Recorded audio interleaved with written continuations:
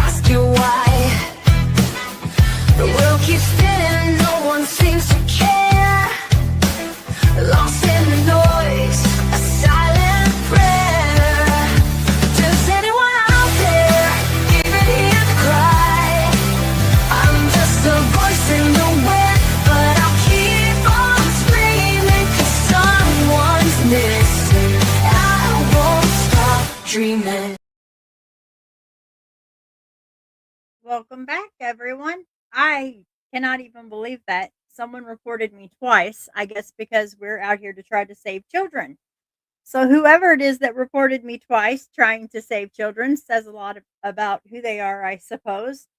So, I kind of don't know what at this point. I knew I would start another one because I had promised I would. Obviously, I'm not going to be able to play that. They're going to keep reporting me, which is odd. That's crazy to me. I can't even imagine anyone that would even think to do something like that, right? I mean, who would do that? That was wild to me. I can read flyers or I can go through. Last night I played something on 764. I know that Far was here for it, and I don't know if Far would even want to watch that again. But I know Barb, I know you haven't seen it. Deborah, I don't think you were in here, or Lizzie. It's very scary. It's also about saving children, but it is on my video. So you may hear me talk a little bit to chat that's not actually in this chat, but it's up to you guys, or I can go ahead and read flyers. But that's amazing to me that someone would actually report something to save children. Isn't that just wild? That's even scarier than the idea of just playing it. So you guys tell me what you want to do. It is. It's so scary. I don't understand. I don't. Because at first I was like, okay, maybe it was the word hacker, right? And then a little bit, then I got another notification that says, hey, you got reported. And I'm like, how can you get reported for something like that? There was nothing to report. So it's up to you guys. I do think that 764 is very important. If you haven't heard of it, I know far. I know. It says I can't believe that it should be shared everywhere. Guys, it's not that it was Sean Ryan or anything because it's not a strike. It wasn't a violation of any kind. It was just a report. So it wasn't his channel. So I can't blame him. It is just a hater, I guess, or it's a predator. I mean, I don't know. I'm not sure. It's very scary. Actually, it has me pretty alarmed. But 764 is also very scary. I really wish you could have seen the other. Please, if you get time, check that out because I mean that guy really does show how he gets into computers. But I guess I'm gonna go ahead and play the 764 that I did last night as much as I don't want to because I know it's a repeat. Or I can read flyers. I'm gonna go ahead and leave it up to you guys. I've got 5 people in here right now. So I'll just leave it up to you guys what you want me to do. But, that's very alarming to get reported over something that shows to save kids. That's wild, just crazy. I don't understand. So what do you guys wanna do? Far, is it okay to play that again, or would you rather me just read flyers? Because I know you were here with me all night last night, and I don't want you bored. Because I know watching the same stuff, it does get old. It does.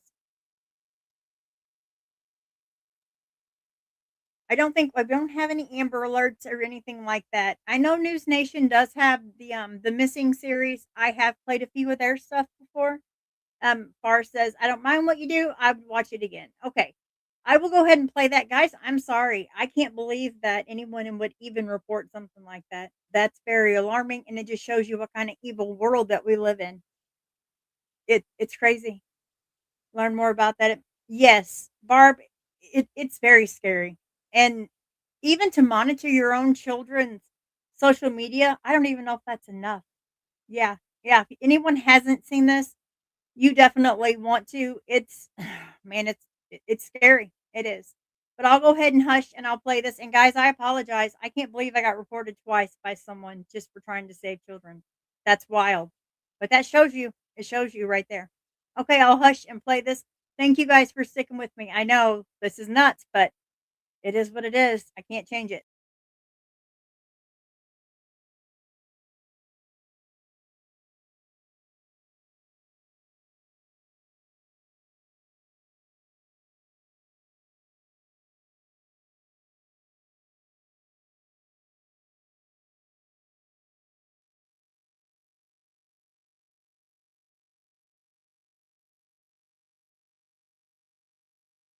company for you. I don't think you're not here to make money. Like when people ask me about you or I'm talking about you, and I talk about you a lot, one of the things I always say is like, that guy does not give a fuck about anything but saving kids. He doesn't give a shit if you approach him with business ideas. Like if that's your focus, he's not going to want to do it. Like all that dude wants to do is save fucking kids. He doesn't give a shit about the fame. He doesn't give a shit about his following. He doesn't care about anything but saving those kids. And, and just not people like you, man.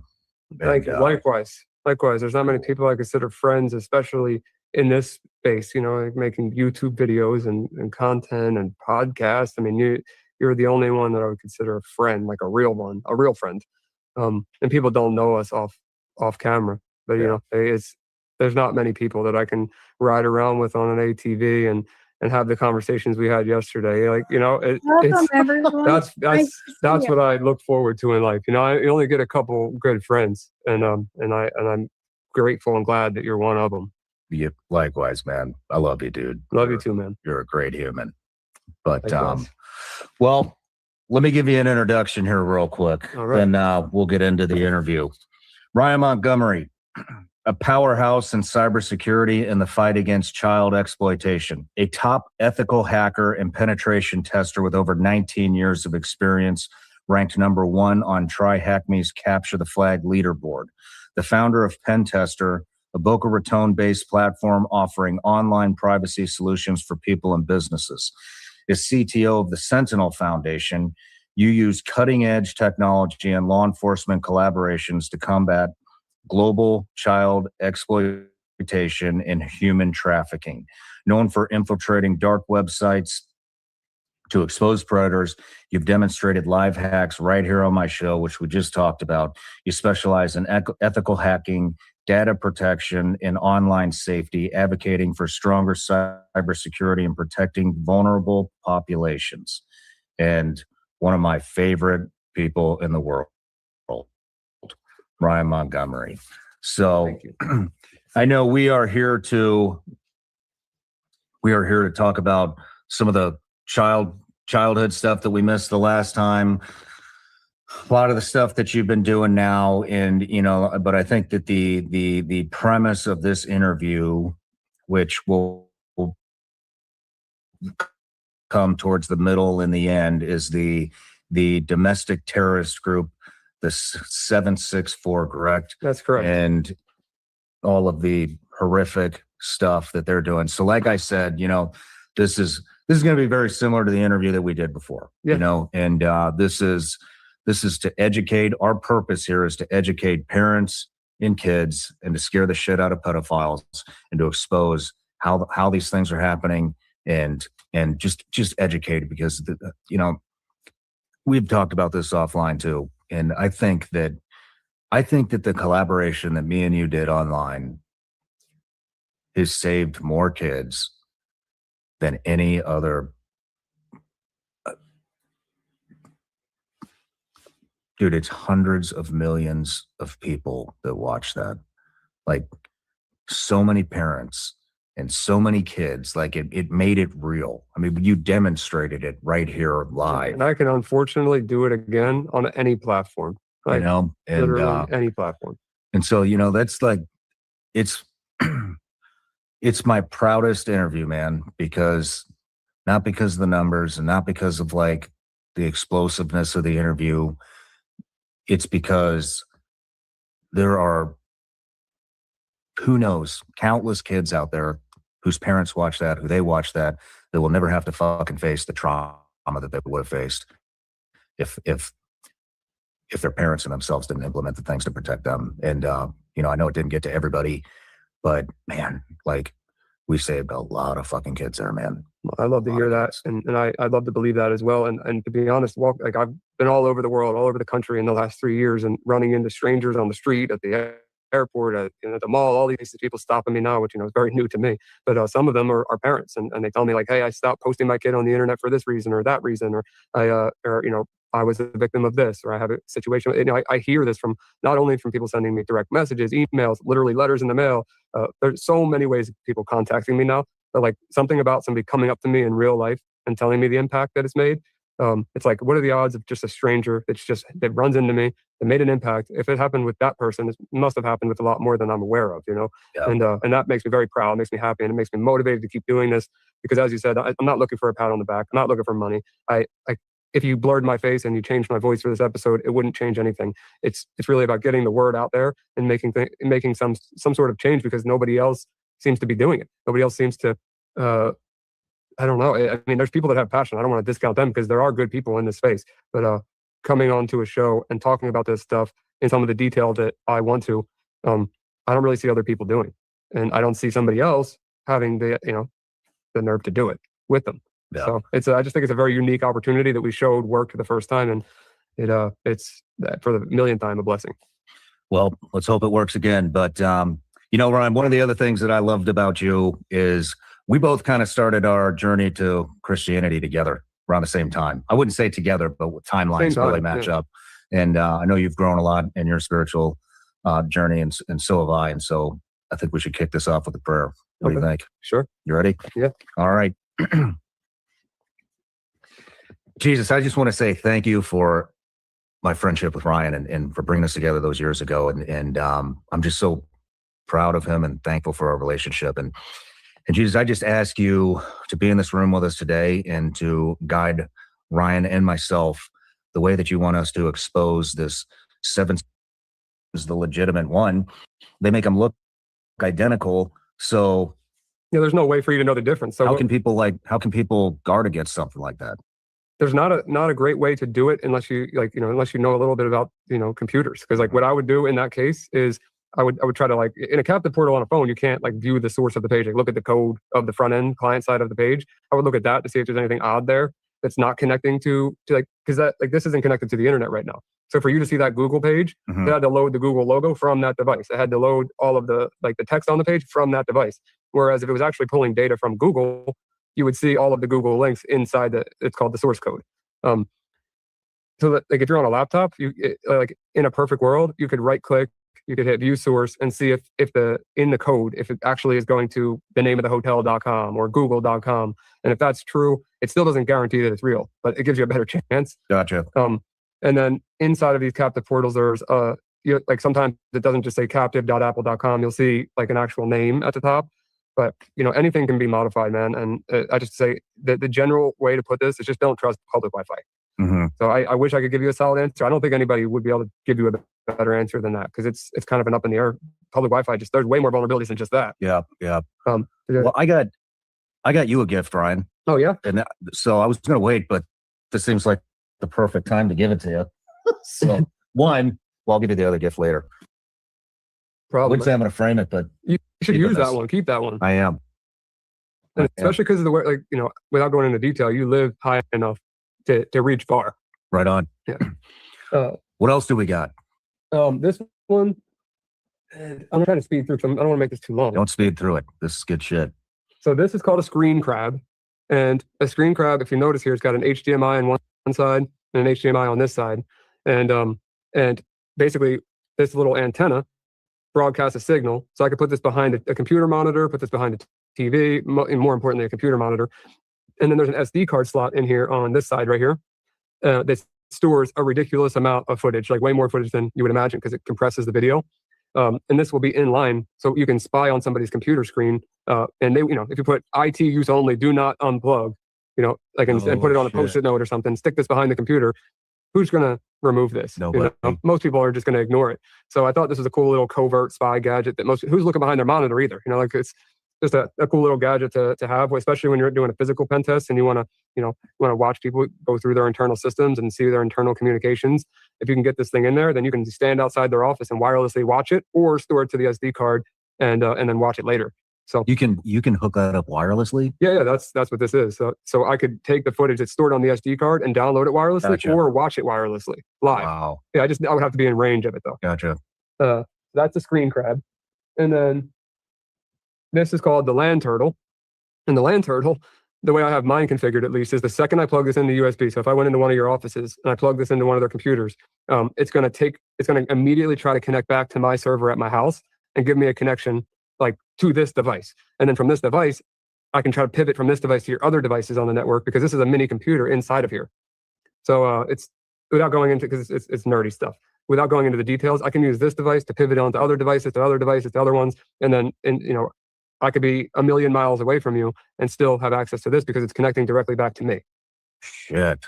Yeah, and Hack5 makes, that's the name of the company. They gave me a bunch of cool stuff. That's where a guy you interviewed, Mike Rover. Yeah. He works with them with his OMG cable. No kidding. Yeah. And another guy gave as a gift, J-Lo Hacks, or J-Blow Hacks. He's got an interesting name.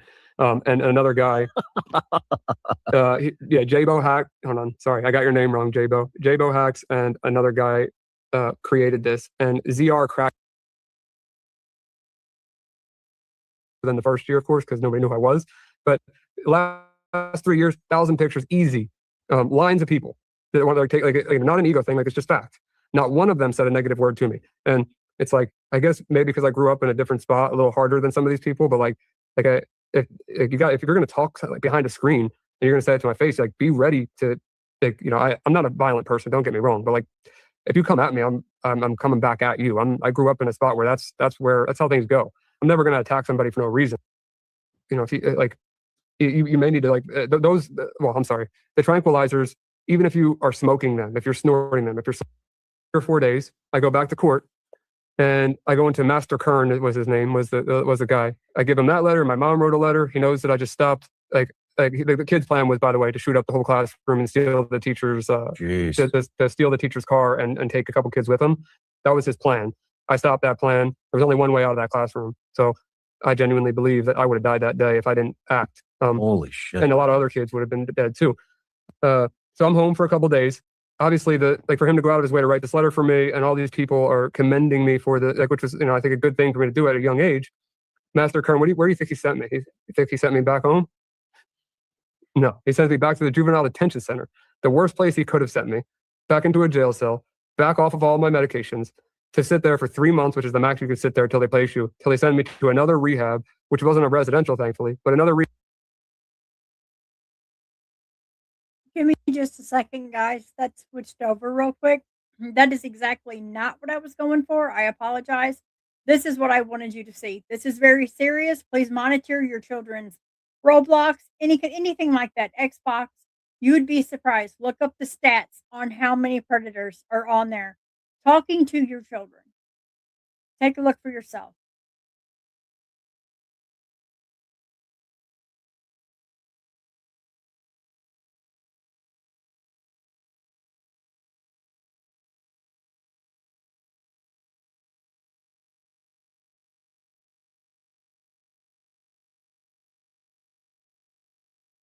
.764 group is a Satanist cult group that focuses on extreme violence. One of the main things that they focus on is extortion towards children. They believe that nothing matters. They extort children into cutting their wrists, engraving their names into their chests, their legs. They've had children commit suicide live on camera in front of audiences of people while they get cheered on. This is probably one of the worst things I've ever seen in my life. What is 764? What is it? So I'll tell you first. 764 group is a Satanist cult group that focuses on extreme violence, and one of the main things that they focus on is sextortion towards children. They're labeled as a nihilist group, and for anyone that doesn't know what a nihilist is, it just means like they believe that nothing matters. There's a group called it, but no lives matter. No human life matters. Nothing a nihilist is. And these people have proved over and over again that they fit exactly the description that they're labeled as. And there are a ton of offshoots of this group, which I want to make it very clear that the main reason why they do a lot of the things that I'm about to show you is to get the recognition for it. There is to get the recognition individually, even if they're part of a group or a group that They just want a group out there in any way, whether it's negative or positive. This group isn't looking for positive attention. I'll just be candid about it and tell you they extort children out of sexual material. They extort children into cutting their wrist, hurting themselves, cutting areas of their body, engraving their names into their chests, their legs, their arms, their faces. They've had children commit suicide live on camera in front of audiences of people while they get cheered on. They convince children to kill animals in their house, like their pet cats or pet dogs. They try to convince them to kill their family members, commit mass murders, bestiality, incest, you name it. A lot of it has already been done.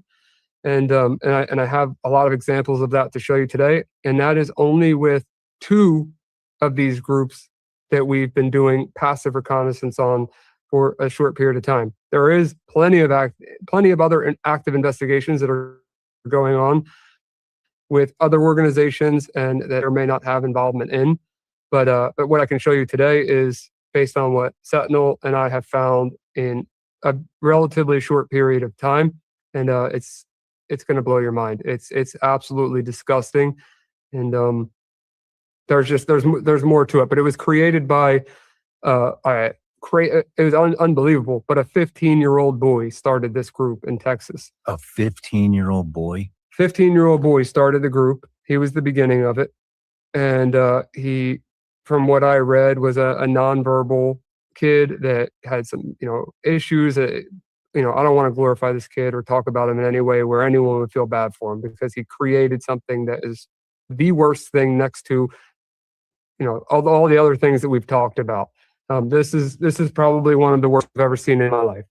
We'll see how you feel about it when you see it. But it was all started from this kid, and there's something called I'm not sure if you're familiar with it, but it's called the COM.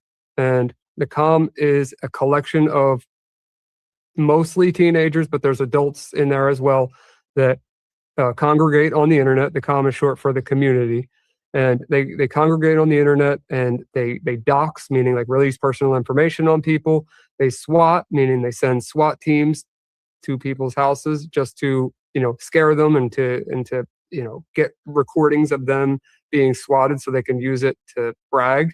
Like, for example, they'll call in to a local department and say, "Hey, my name is John Doe. I have bombs strapped to the windows. I have my family strapped to the chairs. I'm going to shoot them all if any police enter the door." They're going to say all these horrible things so that a SWAT team, responds. And that's why I've personally been swatted 3 times, 2 of which police actually showed up, and it was a big deal. I have a video of one of them, but I never gave them the recognition that it happened. There was no proof that it happened other than my recordings of it that I saved on my phone. I didn't want to give them the credit, So that's the COM. The 764 group actually came from the COM, and that doesn't mean all of the people in the COM have their own problems. They do their own stupid stuff.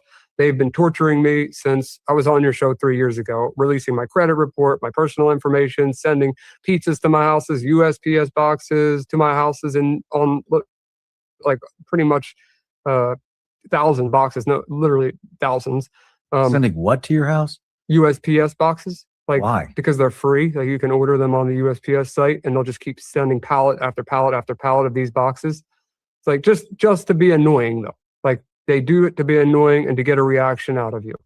That's the COM, and a lot of them don't like me, and that's I'll keep the COM pretty short because they're a whole different topic, but usually just annoying. I wouldn't say that they're hackers. I would say they're more annoying, and they have technical abilities. Getting information on people, the way that they mostly do it is they like to use the term TLO, which TLO is just something first report on somebody, and they'll use a stolen private investigator's account to run somebody's name, get their social credit report, and all of the above. And if they don't have access to one, they'll pay $15 to someone that does, and that's how they got my information. Which I don't care. I genuinely don't. My credit's frozen. My address is out there publicly. there's nothing about me that they're going to find that isn't already out there. Like it doesn't matter to me. You can dox me, you want all you want. You could try to swat me, but like I know all the police all around my area. They're fully aware people are going to try swatting me and have continued to try to swat me. I'm not really worried about them. It's more so the 764 group that stemmed from the comm, which is a whole different set of evil that I've never seen, where they want to like they want to sextort children. And sextortion usually, for the people out there that are not familiar with that term, sextortion is when somebody sends naked photos, could be an adult or a child, and the second that those photos are sent, they say, if you don't send me X amount of dollars, and it's to your family, your school, your loved ones, and they try to extort them out of funds. Most of those sextorters, not that it's okay by any means, but most of them are just trying to make money. They're not trying to do anything evil. And 9 times out of 10, they're never going to send that to anybody. Because they're never going to get paid if they do, number one. And number two, they're like, if there was a child that they have nude images of, they would be distributing CSAM, like child sexual abuse material. So, it happened. The reason why I say that is I have a family member very close to me that it happened to. He sent stupid pictures. He was an underage boy, and I won't say his name, obviously, but I had to coach him through how to deal with these people, and they wanted money. They didn't want any of this other evil stuff. And I got them to click a link, the scammers. I found out that they were in, a foreign country that was, I believe it was Nigeria. It was a couple years ago, but I think it was Nigerian scammers.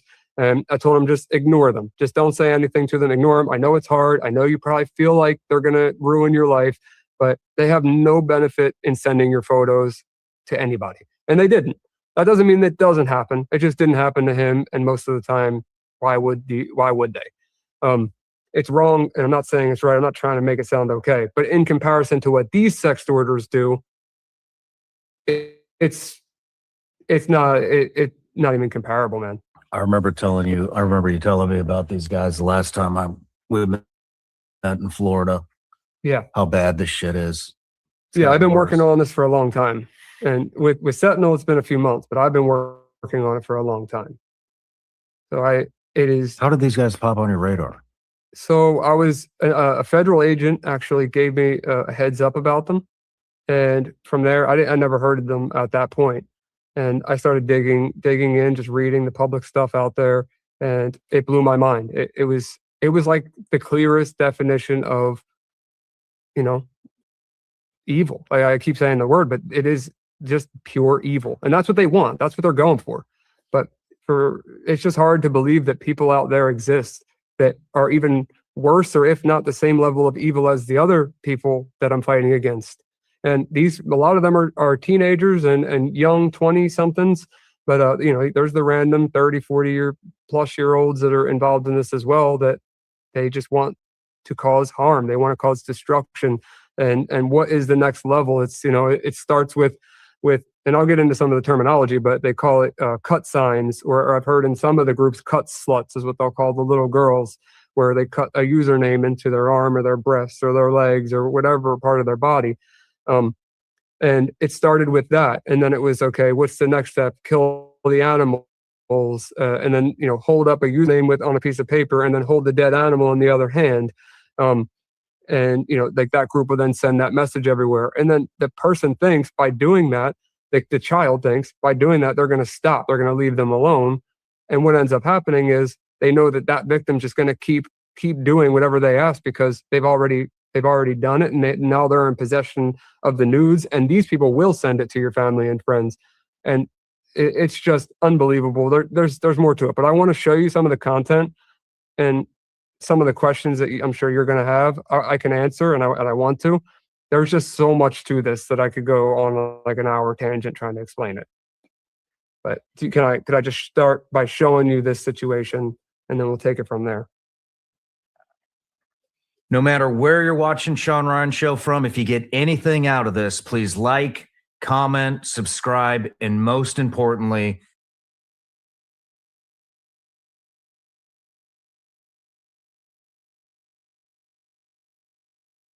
show. I want to do another EDC. I'm sure you got a lot of new stuff you're carrying.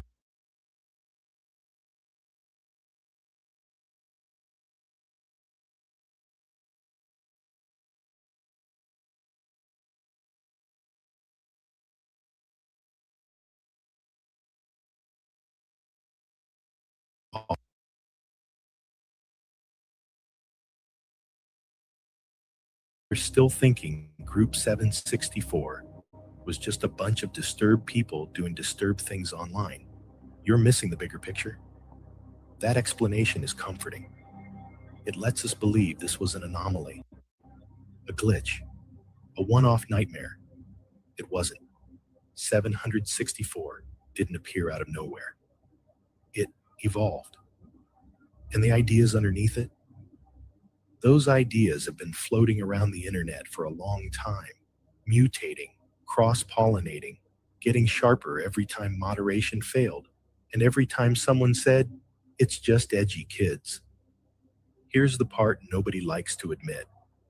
Group 764 borrowed heavily from older extremist and nihilistic internet subcultures, not directly copying them, but remixing them, taking pieces that worked, throwing away the parts that got groups banned too fast. You can trace its DNA back to early shock forums from the 2000s, places built around desensitization, where pain wasn't just content, it was currency. The more extreme you could tolerate, the more awake you were considered. If you reacted emotionally, you were weak. If you laughed, you belonged. Then came the next layer, self-harm communities, the ones that pretended to be support spaces, but quietly competed over who was hurting the most. Pain as identity, scars as proof, recovery framed as betrayal. And then, layered on top of that, you get fragments of accelerationist thinking, the idea that society is rotten beyond repair. So pushing things toward collapse isn't evil, it's honest. If everything is broken, then breaking people faster is just speeding up the truth. Group 764 didn't invent these ideas. They weaponized them, and they packaged them in a way that could slip past content filters and parental controls. No manifestos, no obvious political slogans, just vibes, language games, inside jokes, irony thick enough to hide intent. That's why it spread. Because if you tried to explain it to someone outside the internet, you sounded insane. No, you don't get it. They're not telling them to do it. They're just guiding them toward wanting to. Yeah. Try putting that in a report form. Inside 764 spaces, morality was inverted. Harm wasn't bad. It was honest. Empathy wasn't good. It was weakness. The highest virtue was control. Control over your body. Control over your fear. Control over other people's reactions. And the ultimate flex, making someone do something they swore they never would. Not through force, through belief. This is where the cult comparison stops being dramatic and starts being literal. Because cults don't survive on fear alone. They survive on meaning. They give suffering a narrative. They tell you your pain isn't random. It's purposeful. That you were chosen because you're special enough to handle it. Group 764 sold that narrative hard. If you were depressed, it wasn't because you needed help. It was because you saw the truth. If you felt disconnected, it wasn't loneliness. It was evolution. If you were hurting yourself, it wasn't self-destruction. It was self-mastery. And anyone who tried to intervene, parents, teachers, therapists, were framed as enemies, sleepers, liars, people who couldn't handle reality. Sound familiar? It should. That's the same logic used by extremist movements, doomsday cults, and abusive relationships. Different aesthetics, same playbook. Now here's something that really messes with investigators. There was no single leader, no charismatic figure at the top giving speeches, no final boss. And that wasn't a flaw, it was a feature. 764 functioned like an open source cult. Anyone who fully internalized the ideology could become a recruiter. Anyone who proved loyalty could gain status. Power was decentralized, which made it harder to dismantle. Cut off one head, and 3 more didn't even realize they were heads. And because so many members were minors themselves, the lines between victim and perpetrator blurred fast.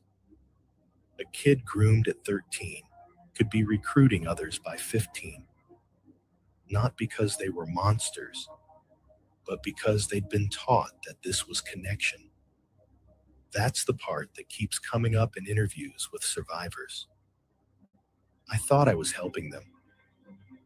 I didn't think it was abuse because nobody was forcing anyone. I didn't know how deep I was until I tried to leave. Leaving, by the way, was treated like apostasy. Screenshots were weaponized. Confessions were archived. Trust became a trap. The same intimacy that pulled people in was used to keep them from escaping. And if someone did leave publicly, they were mocked, harassed, doxxed, turned into an example. See what happens when you betray us? Again, classic cult behavior. Now let's talk about the internet's favorite excuse. It's just online. No, it wasn't. Multiple investigations confirmed that online coercion led to offline harm, hospitalizations, police reports. In at least one confirmed case, violent plans discussed in 764 adjacent chats escalated into real-world intent before being intercepted. This wasn't role play. This wasn't fantasy. This was behavior shaping behavior. And here's where things get even more unsettling. When journalists and researchers started probing deeper in 2023, they noticed overlap. Usernames connected to 764 activity popping up in adjacent extremist spaces. Not identical groups, but shared language, shared memes, shared tactics, which raises a question nobody wants to answer directly. Was Group 764 an endpoint or a pipeline? Because radicalization rarely starts with ideology. It starts with alienation, with identity, with belonging. Once you train someone to abandon empathy and glorify harm, you can point that mindset in a lot of directions. That's why this matters beyond shock value. This isn't about one creepy group. It's about how the internet keeps creating environments where emotional vulnerability gets harvested by the worst possible people. And before someone jumps in with, well, parents should just monitor better, let's be real for a second. These kids weren't sneaking onto dark web forums. They were on mainstream platforms, the same ones brands advertise on, the same ones schools use for communication, the same ones we all scroll through while half awake. And the warning signs, they weren't obvious. Which brings us to something important and practical. Because if this story ends with everything is terrible, that's useless. There are patterns you can spot, subtle ones, changes that don't look like rebellion. They look like withdrawal, sudden fixation on secrecy, language that becomes colder, more dehumanizing, an obsession with strength and weakness, cutting off old friends without clear conflict, using irony to deflect serious conversations, and maybe the biggest one, a sudden belief that suffering makes them superior. That pain is proof they're more real than everyone else. That's not depth. That's indoctrination. If you're a parent listening to this, or an older sibling, or just someone who cares, the answer isn't spying. It's presence. Actual presence. Not judgment. Not panic. Just listening before someone else does. Because if you don't, someone like Group 764 will. And they'll tell your kid exactly what they want to hear. Now, if you're feeling heavy right now, that's normal. This isn't easy material. Take a second, stretch, breathe. But don't click away yet. Because in the next part, we're going to talk about how Group 764 started to collapse. The mistakes they made, the infighting, the moment anonymity stopped protecting them. We'll talk about the survivors who turned the tables, the breadcrumbs they left, the reason we even know as much as we do today. And yeah, we'll talk about what still hasn't been fixed. So stick around. Drop a comment if something here hit close to home. You don't have to explain. Just let me know you're still with me. Hit subscribe if you want more deep dives that don't sugarcoat reality. And remember, the internet didn't make people crazy. Have any of you ever had any kind of anyone on Roblox, anything with your child that has frightened you? Like any kind of certain person that you just got creeped out about? With my grandson, there was this one, and I'm not afraid to say his name. He went on Roblox by the name Normal. And I started noticing little by little that this kid was not acting right. Well, to find out, this kid is a 20-year-old, and I'm not sure that he was part of this group, but because I monitor my grandson's Roblox, whatever he plays, I finally called this kid out, and he was 21 years old. It's very scary. This is not a game. We lose children to this 764 group nonstop all the time. A matter of fact, if you look on the missing children's list, you will see at least 5 just on Facebook. Just type in missing kids lured out and you will see exactly what I'm talking about. I'm not playing. This is this serious. I know that it's right after Christmas. This is why I wanted to do this. Well, guys, please monitor your children's social media. I don't know if they do it on Facebook. I know their main number one is Roblox. Roblox is their number one. That's scary. Do you know how many children play Roblox? Just seriously, like grow a garden. You think it's innocent. It's grow a garden. It's not. And I had to find one on my own. But I'm just saying, what if I didn't? What if I didn't? And this guy actually told my grandson, I'm outside your window. Listen, this is not a game, guys. It is serious. It's very serious. Please monitor your children's social media. Cruel. It just gave cruelty better tools.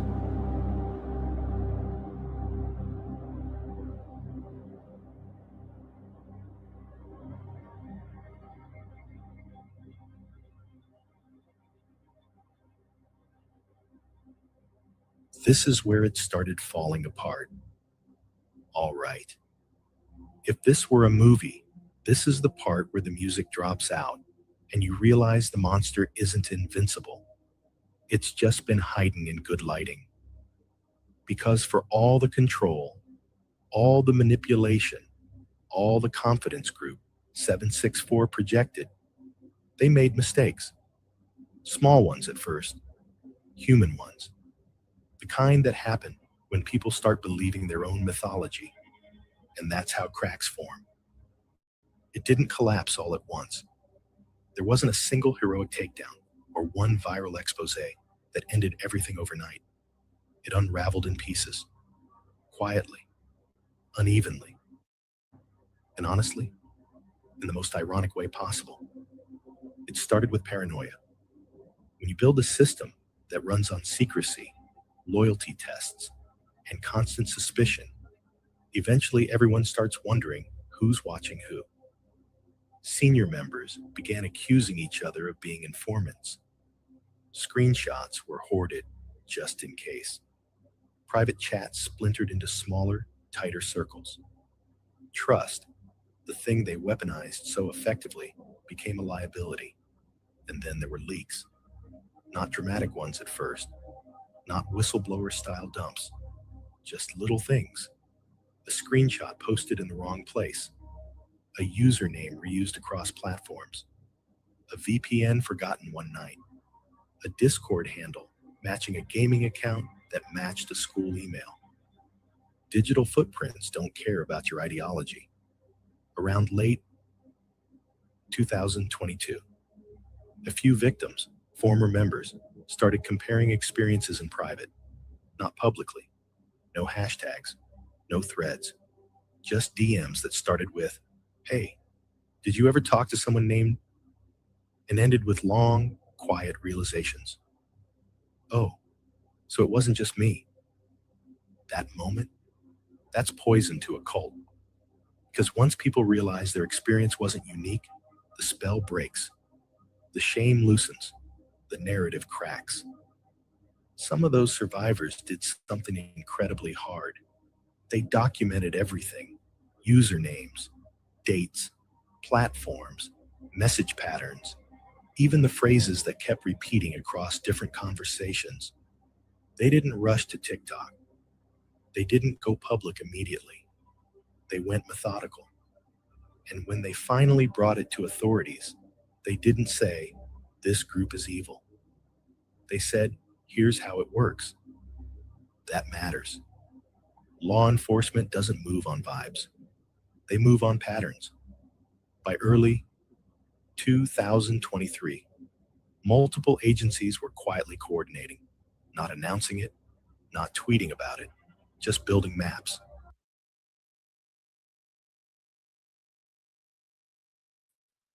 All right, so Mark is right. This actually originated from something completely different. And I'm going to take this down and I'm going to show you. Mark, thank you so much for that. Mustang, I'm so sorry. My right hand still hasn't got all the feeling back in it. So I'm going to end up calling you Mustard or God only knows. Guys, just forgive me. I'm still trying. I, I guess I'm going to have to call you Mustard for now on. I am so sorry. I can feel my fingertips, but and sometimes like my fingers, but so far it's wild. I'm so sorry. I didn't mean to call you that. I can't help but giggle because it almost looks like mustard. Okay, so Mark, thank you so much because I actually found something on this. And you know what? This is even creepier than I thought. To be completely honest with you, this is pretty wild. It is. And we have got to do something. We have to do something about this. I don't know what we can do, but we have to do something. Let me make sure that's not the same one that I started from because knowing my luck, it will be. Okay. Now we'll go this way and let me share this. I'm sorry again, Mustang. My hand's getting better. It's just taking a minute. Can't believe I called you Mustard. Oh, goodness gracious. All right. Let me share this to the screen. And I'll make this bigger and then I'll hush. Sorry again, Mustang. I didn't mean to.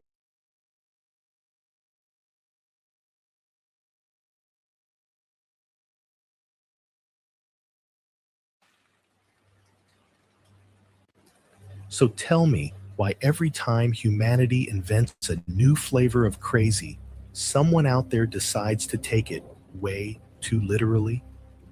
All right, flip the lights, lock the door, pretend you didn't hear that sound behind you, because tonight we're dragging something nasty, Sherry, to the Oh, Lord, I'm scared already. and not the fun, internet mythology kind of nasty.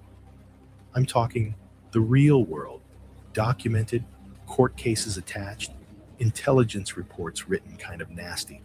Yeah, that one. The one that keeps popping up in news headlines like some demonic whack-a-mole. Let's get dirty. And if you're seeing me for the first time, yeah, hi, I'm Mo. I talk about all the weird, the dark, the hidden stuff on this planet. The you weren't supposed to hear about this at dinner kind of stories. And if this video ambushed you by accident, welcome to the tunnel. It gets uglier the deeper we go. So If you want a chill experience with shiny graphics and fake dramatic lighting, congratulations, you are absolutely on the wrong channel. Here, we don't do staged photos.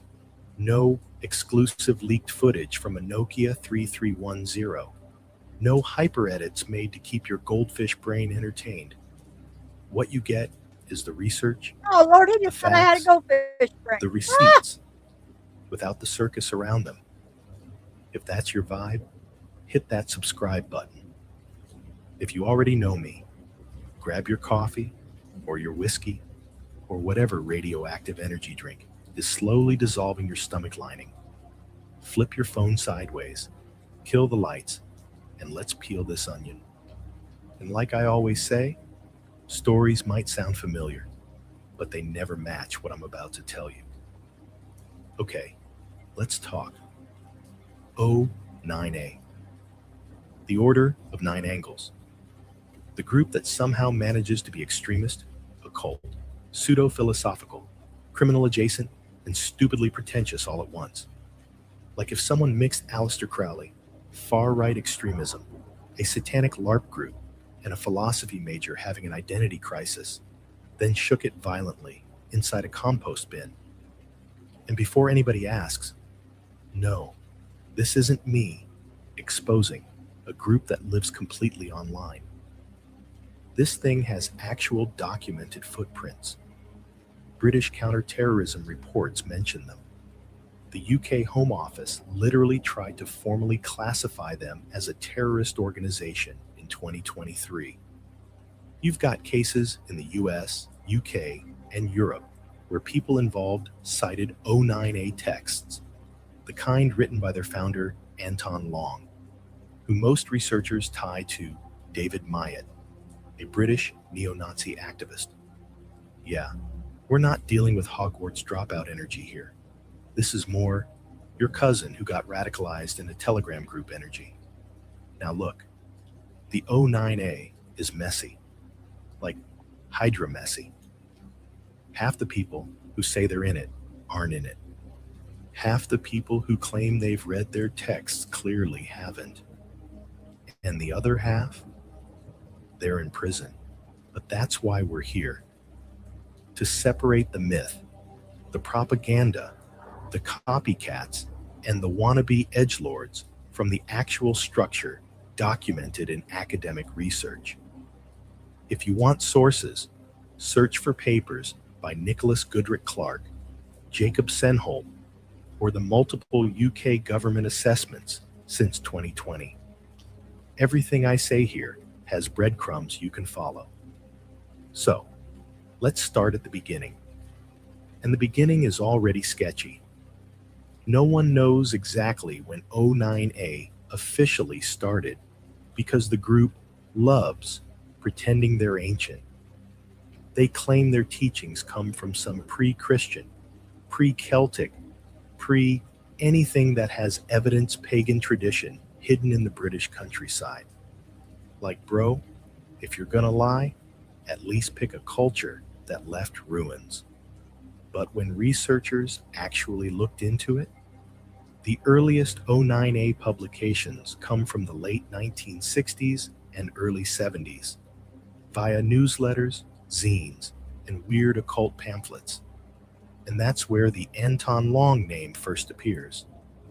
And eventually, through linguistic analysis, cross-checking addresses, and comparing ideological fingerprints, all signs point to David Myatt, a guy who basically speedran every extremist ideology like it was Pokemon. The dude went from neo-Nazi activism to Islamic extremism, back to neo-Nazism, to suddenly claiming he'd found inner peace in the 2000s. If hypocrisy burned calories, Myatt would have been shredded. Now here's the weird part. O9. A wasn't designed like a church. It wasn't structured like a cult with a central leader. It wasn't even built like a political group. It was built like a meme. A dangerous meme, but a meme. The core of O9A is texts, books, guides, handwritten manuscripts, philosophy essays, all downloadable, all open source. Any random person can pick it up, call themselves an initiate, and boom, you've got a new cell. They call this the Nexion system, basically tiny independent groups that don't answer to anyone, which is why intelligence agencies hate trying to track them. You're not dealing with a pyramid, you're dealing with a cloud of toxic gas. And the ideology? O9A mixes Satanism, but not the Leve type with the funny costumes and dramatic monologues. This is transgressive Satanism, which is academic speak for. They straight up encourage you to cross moral boundaries. And by cross, I mean, they literally promote what they call insight roles, where you embed yourself into extremist or criminal environments to develop strength. Yeah, that line you just crossed in your head, they want you to cross it again. We're talking join far-right groups, join street gangs, commit crimes, break social norms violently, or infiltrate political movements. They claim this is all part of ascending spiritually or psychologically. But let's be real, it's extremism wrapped in philosophy jargon. And listen, I'm not making this up. You can check the actual texts, like the Sinister Tradition, Hostia, or the 1980s and 1990s O9A manuscripts archived by several researchers. Even the folks who study extremist ideologies academically, like Goodrick Clark at Oxford, or the 2021 UK Commission for Countering Extremism, highlight this same pattern. Transgression, infiltration, radicalization, and myth-making. But here's where things get complicated.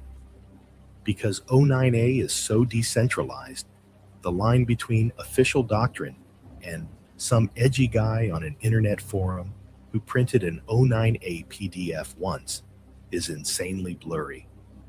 Which is why you'll see the group pop up in random criminal cases. A teenager in the US gets charged with plotting violence. Boom. The judge mentions he had O9A texts. A soldier in the UK gets arrested for extremist ties. Boom. O9A references in his laptop. A neo-Nazi cell in Europe gets raided. They find O9A rituals. Easy trail to follow. But does that mean they were following the real O9A? Or just consuming it like some edgy ideology buffet? That's part of the mystery. It's also why O9. A loves to pretend they're bigger than they are. Every decentralized group does that. Look at Anonymous. If someone hacks a government website, suddenly 500 kids on Discord are like, we did that. Same vibe. But the danger comes from the ideas. Ideas don't need a membership card. They just need one unstable follower. And O9A's material basically says, go do illegal, violent, extremist things. It will make you spiritually stronger. You see the issue? Now hold on. I already know some of you are typing in the comments like, Mo, is this a cult? An extremist group? A satanic order? What even is this thing? And the answer, which nobody likes, is it's all of them and none of them. It's a hybrid, a chimera, a Frankenstein ideology stitched from occultism, fascism, and chaos rituals. It's like someone said, let's create something complicated enough that idiots feel smart reading it. And it worked. The people who fall into this stuff, not because the ideas are deep, they're not, but because the mystique is deep. O9A markets itself like forbidden knowledge, ancient traditions, hidden lineages, secret rites, all the stuff that makes conspiracy-prone people foam at the mouth. But the receipts, the historical trail, pretty much modern, British, and tied to a guy who kept changing ideological costumes like it was Comic-Con. Let me ask you, do you think the ancient British pagan order had access to Microsoft Word? So have you guys ever like heard of this before? Mark, obviously you have. You had brought this up, but like how long has this been going on and how did this turn into this new 764? Did it just like this part ended and then 764 just picked it up? Because I don't know, since the other guy said he was 11 and he started hacking, it makes me wonder if maybe he kind of got into this stuff and then figured out the 764. I'm just curious. And I'm also curious, has any one of you had any kind of run in that you knew anything about it? Because I have never even heard of this. C Far says no, I hadn't heard of it before. Me either. Me either. You know, I've always heard there were cults, and of course, you know, don't drink the Kool-Aid, all that stuff, but this is beyond that. This is like this is creepy, creepy. And I think that this is where this started, possibly. I don't know. It's scary. It's a scary thought because if this is where this started and you're listening to him go on and on about this, you could only imagine what today's age cult is like. That is just I mean, thank God for the guy that hacked into all this and could figure this out, but my goodness, so many prayers for these children, and they pick on the vulnerable ones, and that's even scarier because, you know, I hate to say it, but a lot of autistic children just want friends. They have no social cues. They can't pick up on them. And I know because like I said, my grandson. So it's hard for them. So it's even scarier as a parent to think, you know, even watching TV may not even be safe. They're saying even telephones. But I had never heard of that before. This is really, really scary. Do you guys have any questions before I go ahead and play this? Slurp, I am so sorry. I can't imagine what your family went through. And especially with him being in prison for life. That had to affect your parents and you know, it that's horrible. I'll keep you in my prayers. My goodness. I know that you said everything's okay now, but you know that ruins families. It's hard. That's a hard hurdle to get over. Okay, I'll go ahead and play this.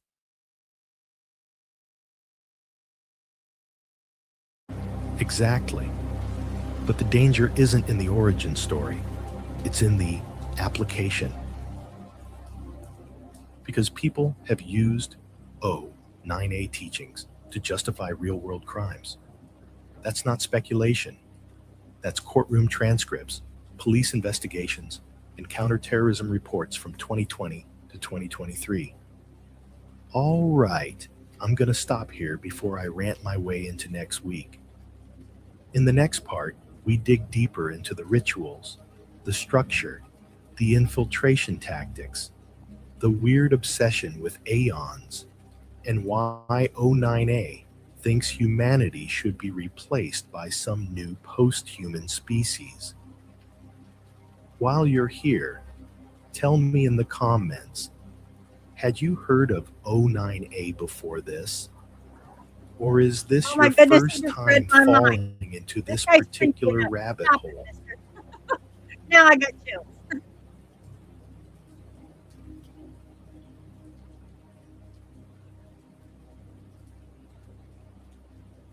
All right, grab a seat, because now we're getting into the part where the line between occult philosophy and felony starter pack gets real blurry.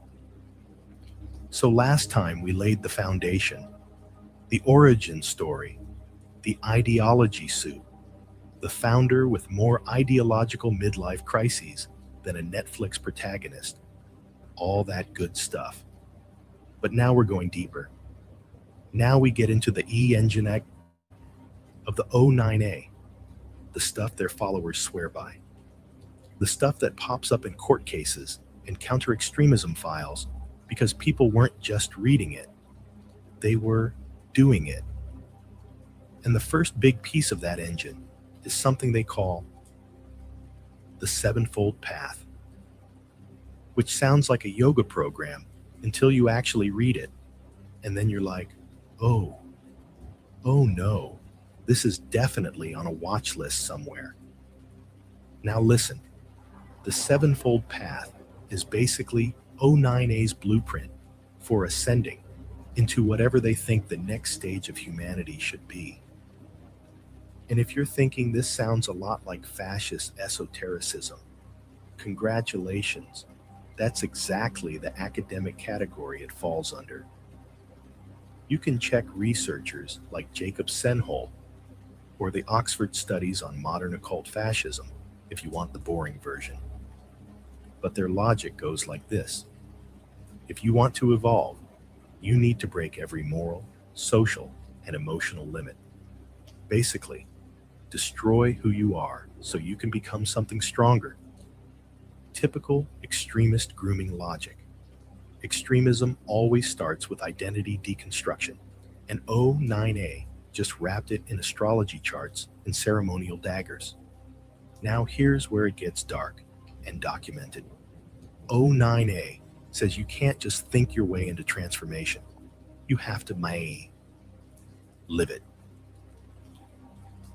And this is where the insight roles come in. Arguably the most cited, most dangerous part of O9A doctrine. These aren't rumors, by the way. You can literally download the manuscripts. The UK Commission for Countering Extremism analyzed these in 2020. Counterterrorism analysts have gone through them line by line. An insight role is basically take on a completely different identity for 6 to 18 months and do something that crosses your own moral boundaries. Examples they give: joining extremist organizations, becoming part of criminal groups, working in law enforcement or the military for infiltration, or, and this is explicit, committing illegal acts to shed moral conditioning. This isn't me editorializing. This is in their own text like Nous and Hostia. Let me just pause here and ask you. Imagine being the person at a family dinner who says, yeah, I'm thinking of joining a neo-Nazi cell as my spiritual homework. That's when your parents called police and a therapist at the same time. But this is what O9A teaches. You're not just supposed to read philosophy. You're supposed to enact transgression in the real world. That's the line that gets them attention from intelligence agencies. Not the Satanism, not the occult rituals, the real world infiltration.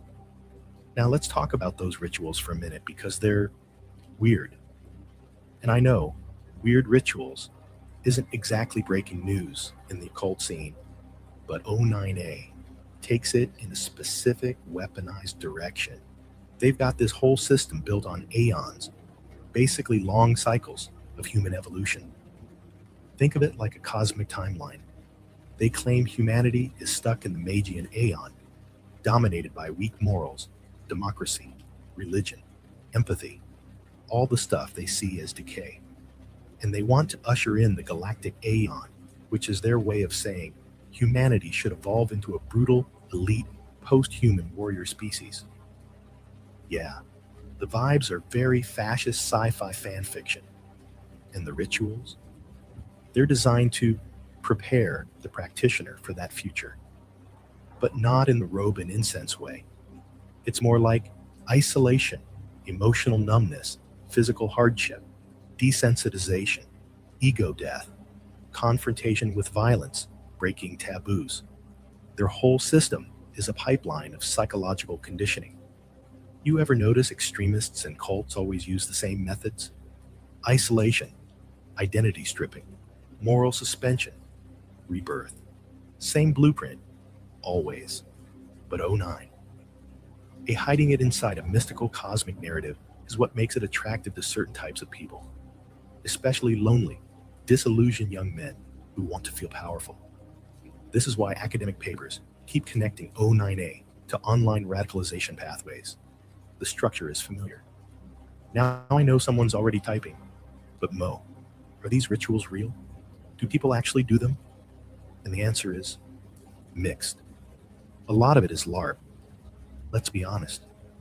But the danger isn't whether the ritual itself is real. It's whether the psychological impact is. Some people read the texts and move on.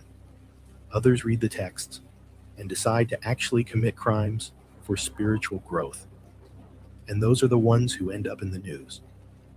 If you look at cases between 2018 and 2023, multiple arrests in the UK, US, and Europe involved individuals engaging with O9A material. Some were soldiers. Some were trying to join violent extremist cells. Some committed attacks or plotted them. This is why the UK Home Office considered banning O9A as a terrorist organization.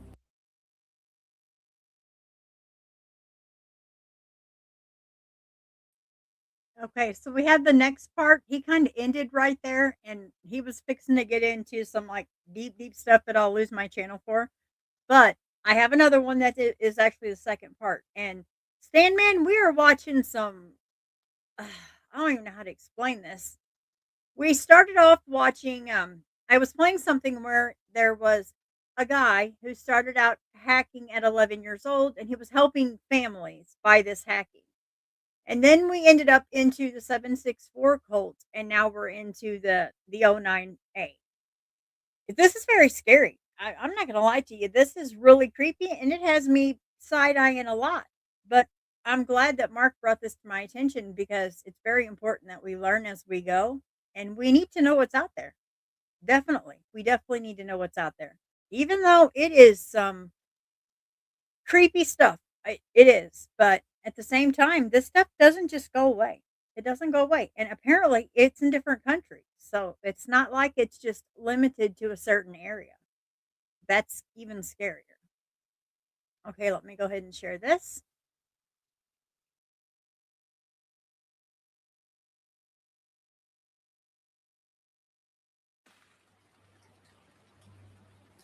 So tell me why every time humanity invents a new flavor of crazy, someone out there decides to take it way too literally?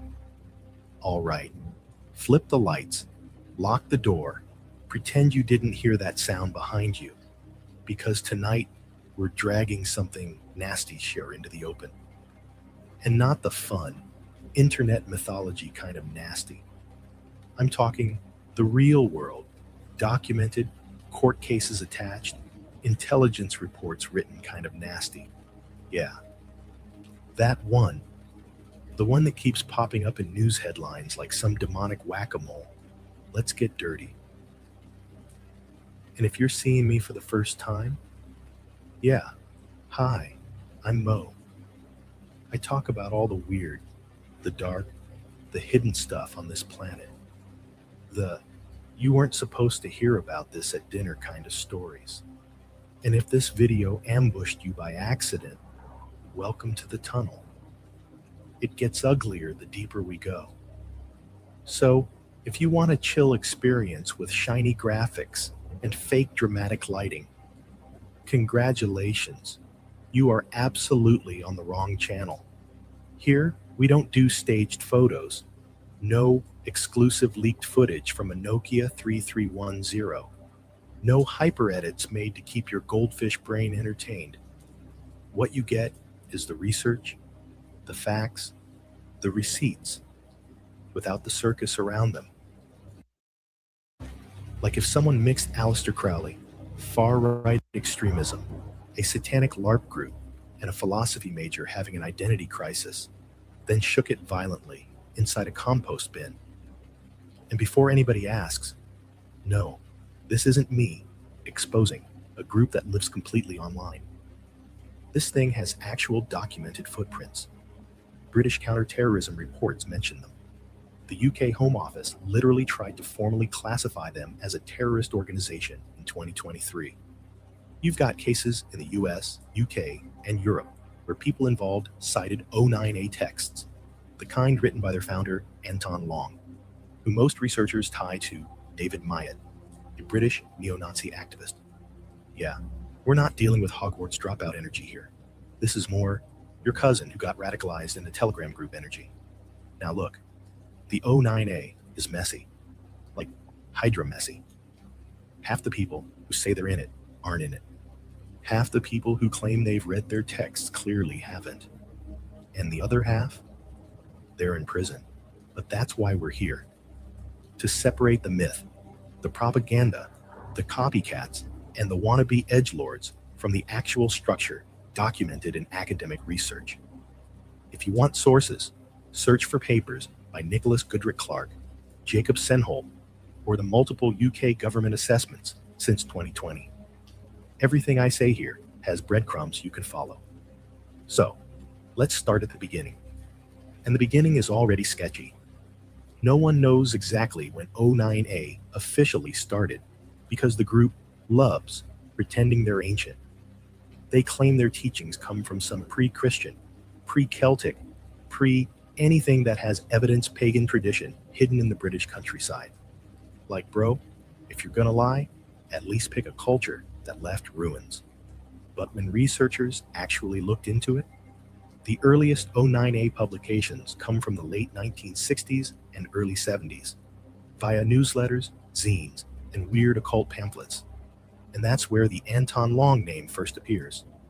And eventually, through linguistic analysis, cross-checking addresses, and comparing ideological fingerprints, all signs point to David Myatt, a guy who basically speedran every extremist ideology like it was Pokemon. The dude went from neo-Nazi activism to Islamic extremism, back to neo-Nazism, to suddenly claiming he'd found inner peace in the 2000s. If hypocrisy burned calories, Myatt would have been shredded. Now here's the weird part. O9. A wasn't designed like a church. It wasn't structured like a cult with a central leader. It wasn't even built like a political group. It was built like a meme. A dangerous meme, but a meme. The core of O9A is texts, books, guides, handwritten manuscripts, philosophy essays, all downloadable, all open source. Any random person can pick it up, call themselves an initiate, and boom, you've got a new cell. They call this the Nexion system, basically tiny independent groups that don't answer to anyone, which is why intelligence agencies hate trying to track them. You're not dealing with a pyramid, you're dealing with a cloud of toxic gas. And the ideology? O9A mixes Satanism, but not the Leve type with the funny costumes and dramatic monologues. This is transgressive Satanism, which is academic speak for.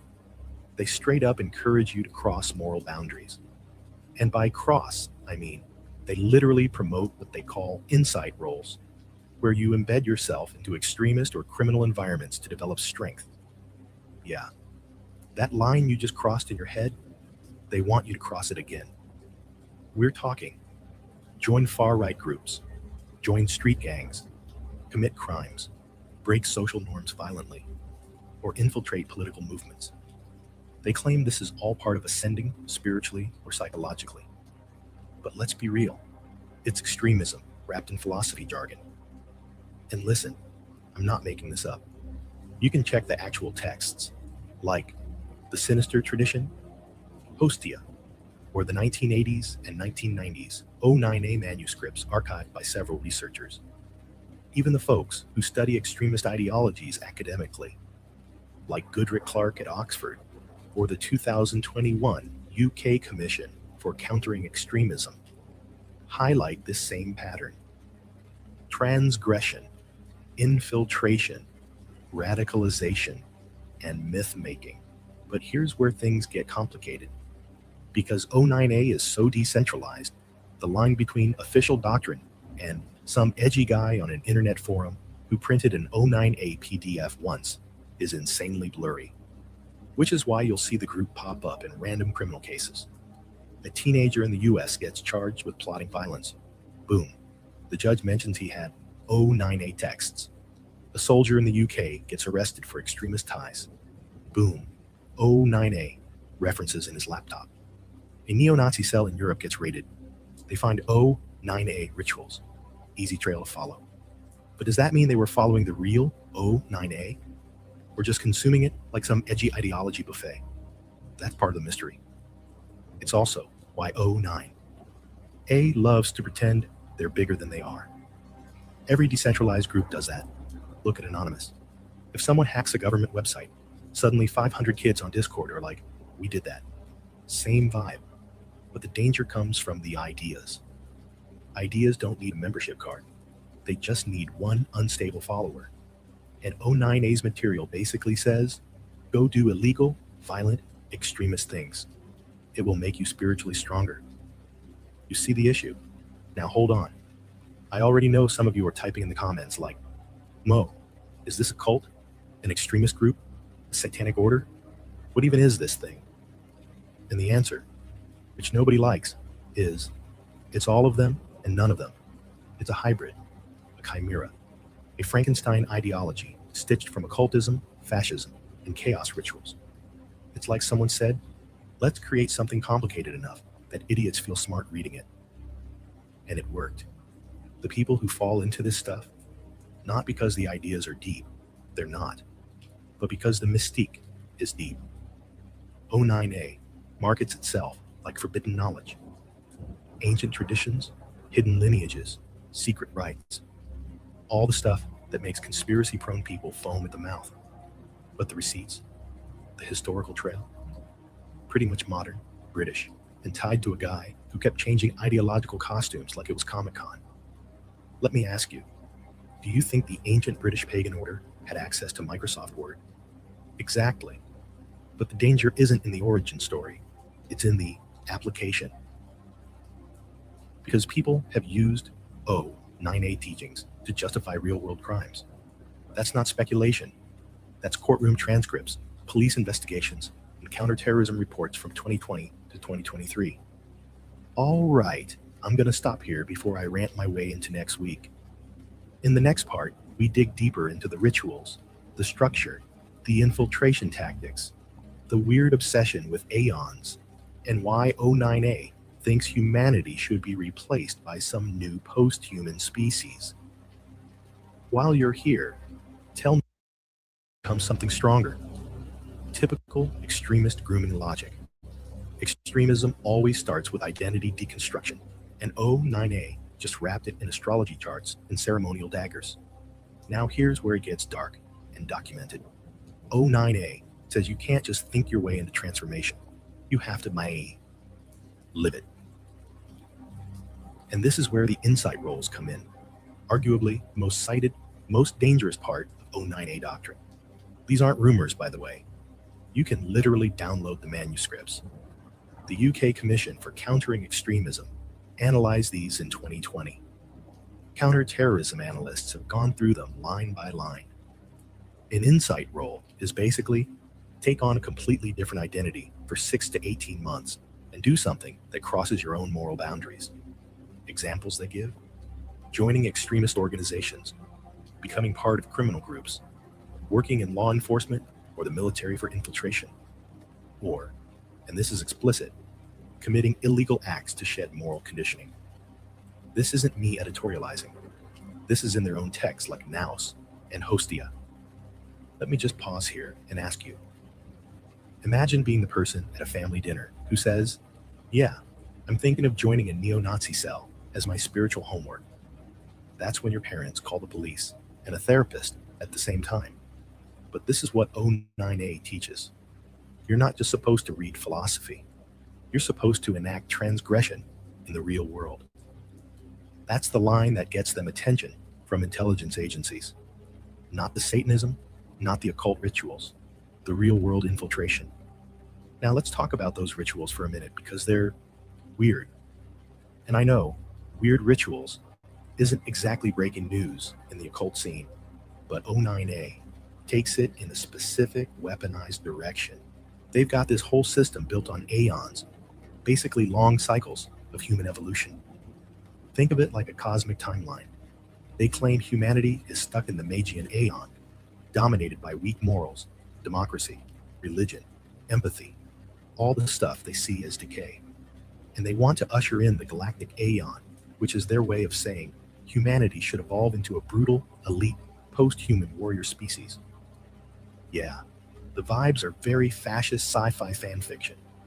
And the rituals? They're designed to prepare the practitioner for that future. But not in the robe and incense way. It's more like isolation, emotional numbness, physical hardship, desensitization, ego death, confrontation with violence, breaking taboos. Their whole system is a pipeline of psychological conditioning. You ever notice extremists and cults always use the same methods? Isolation, identity stripping, moral suspension, rebirth. Same blueprint, always. But oh nine. Hiding it inside a mystical cosmic narrative is what makes it attractive to certain types of people, especially lonely, disillusioned young men who want to feel powerful. This is why academic papers keep connecting O9A to online radicalization pathways. The structure is familiar. Now I know someone's already typing, but Mo, are these rituals real? Do people actually do them? And the answer is mixed. A lot of it is LARP. Let's be honest. But the danger isn't whether the ritual itself is real. It's whether the psychological impact is. Some people read the texts and move on. Others read the texts and decide to actually commit crimes for spiritual growth. And those are the ones who end up in the news. If you look at cases between 2018 and 2023, multiple arrests in the UK, US, and Europe involved individuals engaging with O9A material. Some were soldiers. Some were trying to join violent extremist cells. Some committed attacks, plotted them. This is why the UK Home Office considered banning O9A as a terrorist organization. And O9A's reaction? They laughed. Because a decentralized group can always deny responsibility. It wasn't us. It was a random follower. Classic extremist tactic. Now, there's another layer that people always miss. The mythology of secrecy. O9. A loves pretending they're an ancient, hidden order. Their texts constantly reference supposed secret lineages, ancestral traditions, hidden priestesses, and rural covens that no historian has ever found evidence for. But why does this matter? Because myth is glue. It keeps groups alive. Myth creates identity when reality is too boring to keep people invested. It's like when conspiracy theorists say there's a secret cabal running the world. The lack of proof becomes the proof. Same thing here. No evidence. That's because we're secret. And I'm sitting here like, bro, you publish everything as PDFs on public forums. Please relax. But the myth serves a purpose. It tricks followers into thinking they're part of something ancient and elite. And when someone believes they're part of some cosmic mission, they're capable of anything. History shows this over and over again. Now, before I keep spiraling, tell me something. Do you think groups like O9A are genuinely dangerous? Or do you think they only become dangerous when unstable individuals latch onto the ideology? I'm genuinely curious, because this debate comes up a lot in the research world. Anyway, next, we go even deeper. We're talking rights, the Cullen controversy, infiltration into extremist circles, and why O9A became a magnet for neo-Nazi accelerationists in the 2000s.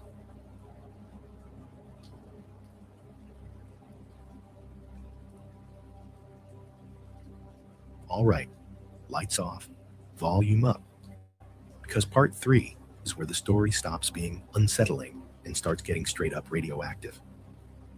You made it to the ugly part, the part where even researchers go, yeah, I'm going to need a break after this section. So if you're still here, either you're curious or you have questionable hobbies. World order and birth the new Aeon. Think of it like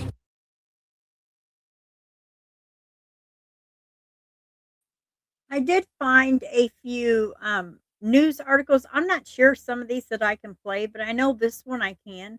It's News Nation, and it talks about it too. And I don't know if I can play the Good Morning America one, but this one is the 764 preying on the kids. But I'm telling you, this is almost like the same exact thing, kind of.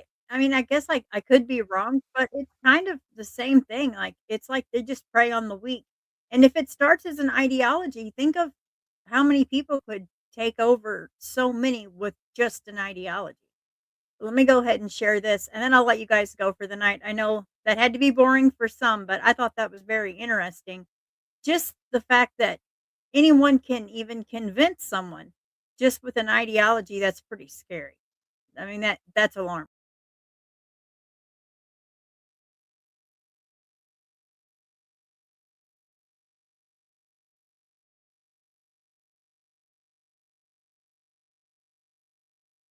Is now warning parents of a new modern day domestic terrorist group labeled 764 that they say is targeting and exploiting children online.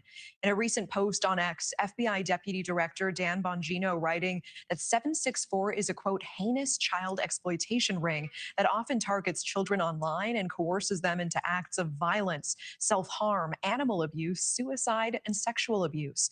The FBI will keep working day and night to destroy this network. It is a top priority. Some of the FBI's most recent arrests, including in Baltimore, where a suspect was accused of targeting 5 minors, including one as young as 13, and in Arizona, where another alleged member was taken into custody for charges involving 9 victims, ages 11 to 15, accused of distributing child pornography, cyber stalking, and conspiring to provide material support to terrorists. And those not the only alleged ties, as there are over 300 other investigations tied to this group nationwide, including that tragic Antioch High School shooting in January, the Palm Springs fertility clinic bombing that happened in May, the Kenosha, Wisconsin arson spree in June, and those college campus swattings that took place at the start of this past school year. For more on this, we do want to welcome back in Tracy Walder, News Nation national security contributor, former CIA officer and FBI special agent. Tracy, thanks for staying with us on this. Bottom line, what do we need to know about this group? Well, thank you so much for having me. And I so appreciate, Natasha, that you tied in those other attacks that they are responsible for, many of which you and I have actually talked about on this show, because it really is bigger than what I think a lot of people think, to the point now that they are investigating their connection into those ISIS arrests in Michigan and in Jersey that just happened sort of over the Halloween timeframe, if we remember those. This group was actually founded by a 15-year-old back in 2021, a 15-year-old and at the time a 17-year-old. Both of them have actually been arrested. One is spending 80 years in jail on child pornography charges. And this was really formed to fill sort of that vacuum that existed during COVID between, of young boys between the ages of 10 to 17. And 764 came from the area code in Texas, where the founder was located. Wow. I mean, seeking to destroy society seems like a really broad mission. Is that truly what they want? Is that their goal? Yeah, so we talked about this actually, you and I, when the fertility clinic Right. explosion happened back in Palm Springs, and we were talking about nihilism. And that is what this group believes in, is this idea that there really is no point of living. There's no redeeming qualities in the world. And so as a result, essentially, the world needs to be stopped, which is actually why that fertility clinic was targeted, to try to destroy those embryos. That's where this idea of nihilism comes from. Is this all originating from inside of the US? So yes and no. So those two founders that I just told you about are, one is in North Carolina, one is in Texas, but there is another individual who was arrested actually in Greece. I personally believe that this is worldwide because they're using platforms like Discord, Telegram, even Roblox to recruit. And we all know that the internet essentially has a worldwide reach. Yeah, and it's really interesting that there seem to be so many arms to this. It isn't just the sextortion and the grooming of minors that we're seeing. There's also bombings of public places, school shootings as well that they seem to be encouraging. Let's talk about, what parents are certainly really worried about when they look at these reports. What can parents do to protect their kids from having connection, having access in these chat rooms? So that's the hard part. And that's what I hope I can educate parents on a little bit. I think people don't necessarily understand how Discord works, Discord and Telegram, to be completely honest. They both have chat rooms. This is where a lot of this activity is taking place. The problem with those chat rooms, you have to be invited because you know someone into those chat rooms. So as a parent, that is incredibly difficult to track just from a web perspective. Obviously, Roblox is far easier, in my opinion. I don't think any child should really have unfettered access to that. Those chats are a lot easier. But I think if you're starting to notice behavioral issues, I do think, you have to start going through their chats and asking them to show you their Discord. Yeah, what do you plan to do with your own child when it comes to things like this?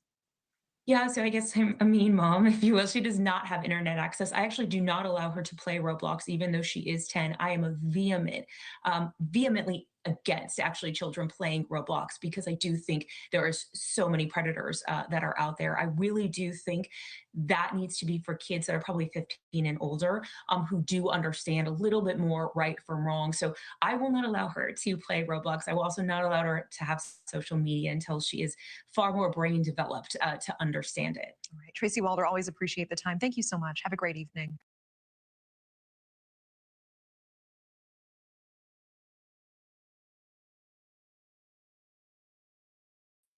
All right, guys, I have one more news article.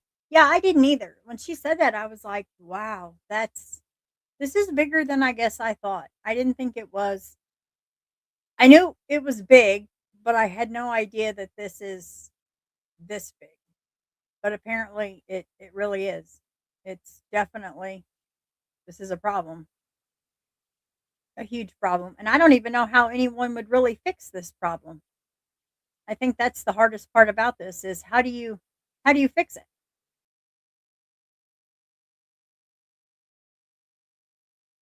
Me $600 a day because I use Amazon AI. I'm going to show you a way to potentially make. As the FBI continues to investigate the brutal killing of Charlie Kirk, their jobs on other cases obviously don't stop. The agency tonight is warning about a different but very chilling threat called 764. It's a loose and very sick network of online predators who use social media to blackmail kids into committing violent acts against themselves or others. Why? For power and bragging rights. The FBI says it has 250 open investigations into the group. In some cases, the abusers convinced teenagers to share lewd photos of themselves. In other cases, they pressure teens to cut themselves or self-harm, sometimes even encouraging them to kill themselves. They even allegedly targeted a Lady Gaga concert in Brazil, recruiting teens to carry out a bombing attack. Thankfully, that failed. The 764 group suborns violence for the sake of violence, targeting the most vulnerable in our population for clout. So, how can parents spot the signs their child is talking to a predator online? And is there anything schools can do at the start of the school year to teach kids and teenagers about what to look for? Joining us now is Colton Easton. He's director of project development at Safer Schools Together. Colton, great to have you here. Tell me about this 764 group. Who belongs to this?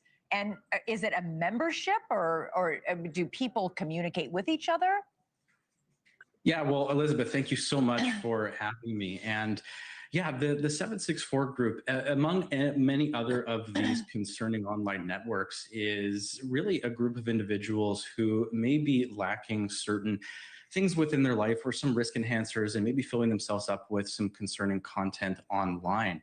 And we want to raise the level of awareness with the awareness of applying the hypothesis of virtual pairing to almost every case that we're involved in now, meaning what digital connections does a subject of concern have, and are those individuals influencing any sort of ideation? But stick to the group for a second. I just don't understand why anybody would be trying to goad a child or a teenager into self-harm or harming others.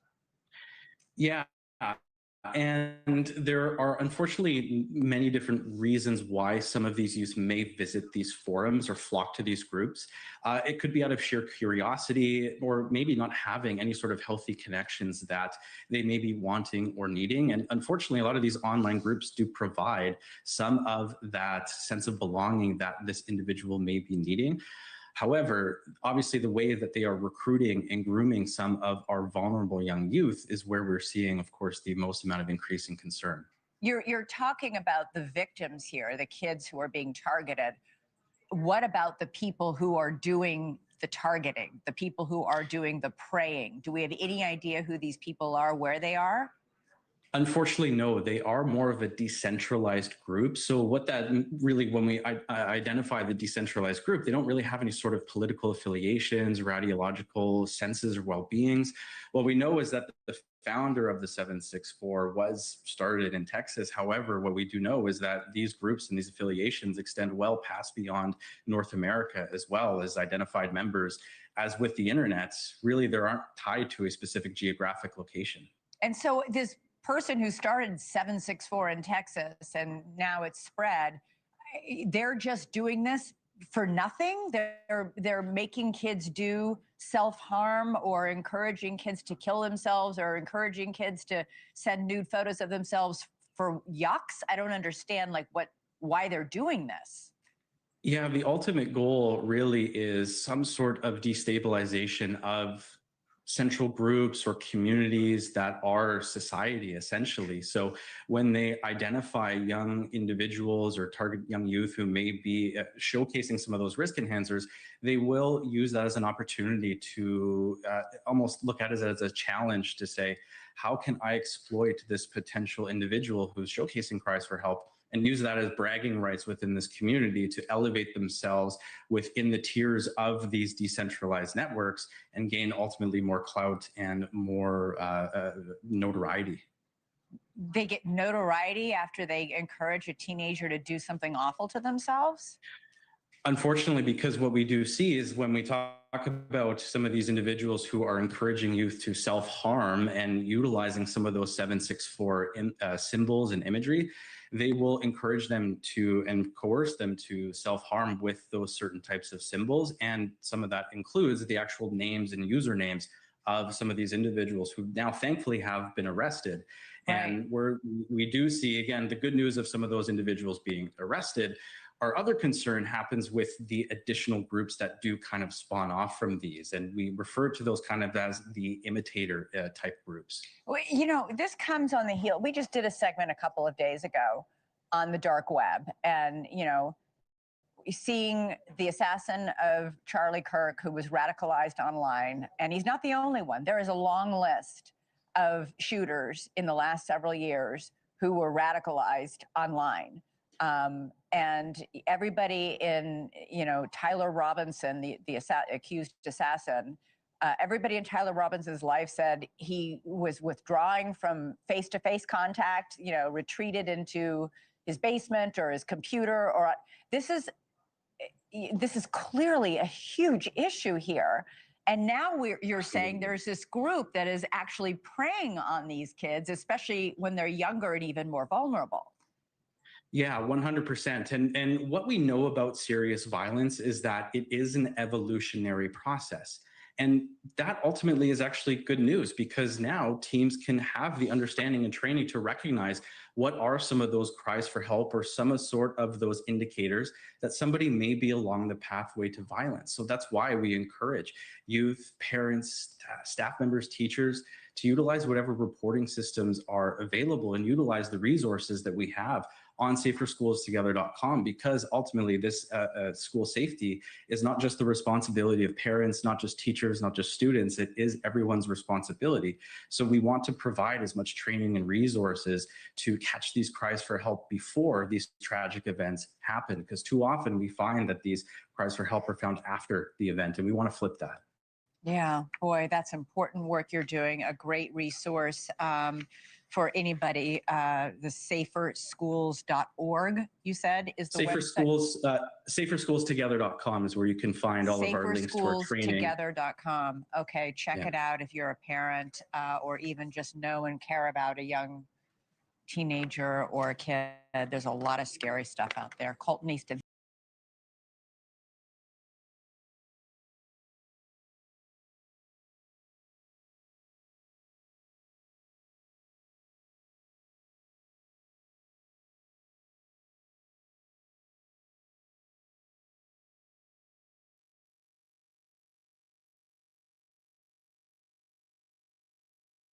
Hello. Who are you? An angel.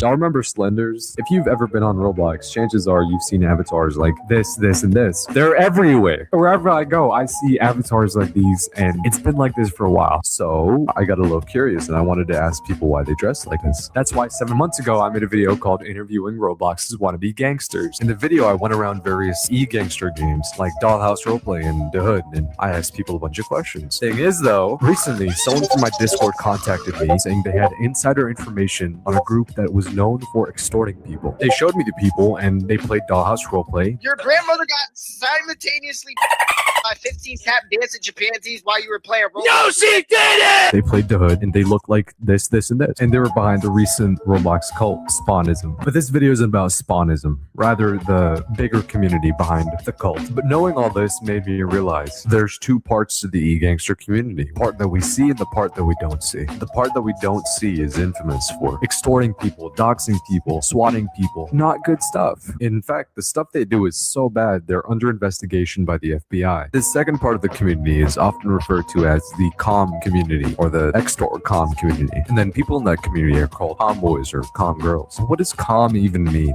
Well, comm is just short for community, so it's just a general term, but people will say it's like, oh, are you gonna like a doxing comm or something? It's like, other than that, I don't know much, bro. Which is why I'm making this video. Not enough people know about the comm community, even though it's massive. Like, there's thousands of people on this server, and yet nobody really talks about it. So in order to talk about it, we have to start with some basic terminology. LARPing means pretending. Extorting means having like blackmail on someone and like forcing them to pay in money and other ways. Doxing means finding or revealing somebody's IP address or location or more face, personal information in general. If more slang or terminology comes up, I'll let you know. As well as slang, it's useful to know the history of comm. So here's the history of comm in a nutshell. Comm started off as a collection of friends who got a hold of a botnet, just do a bunch of corny shit. These people would group up and make these little group chats on Discord, on Telegram, PSN parties, Xbox party. You cost us the goddamn game.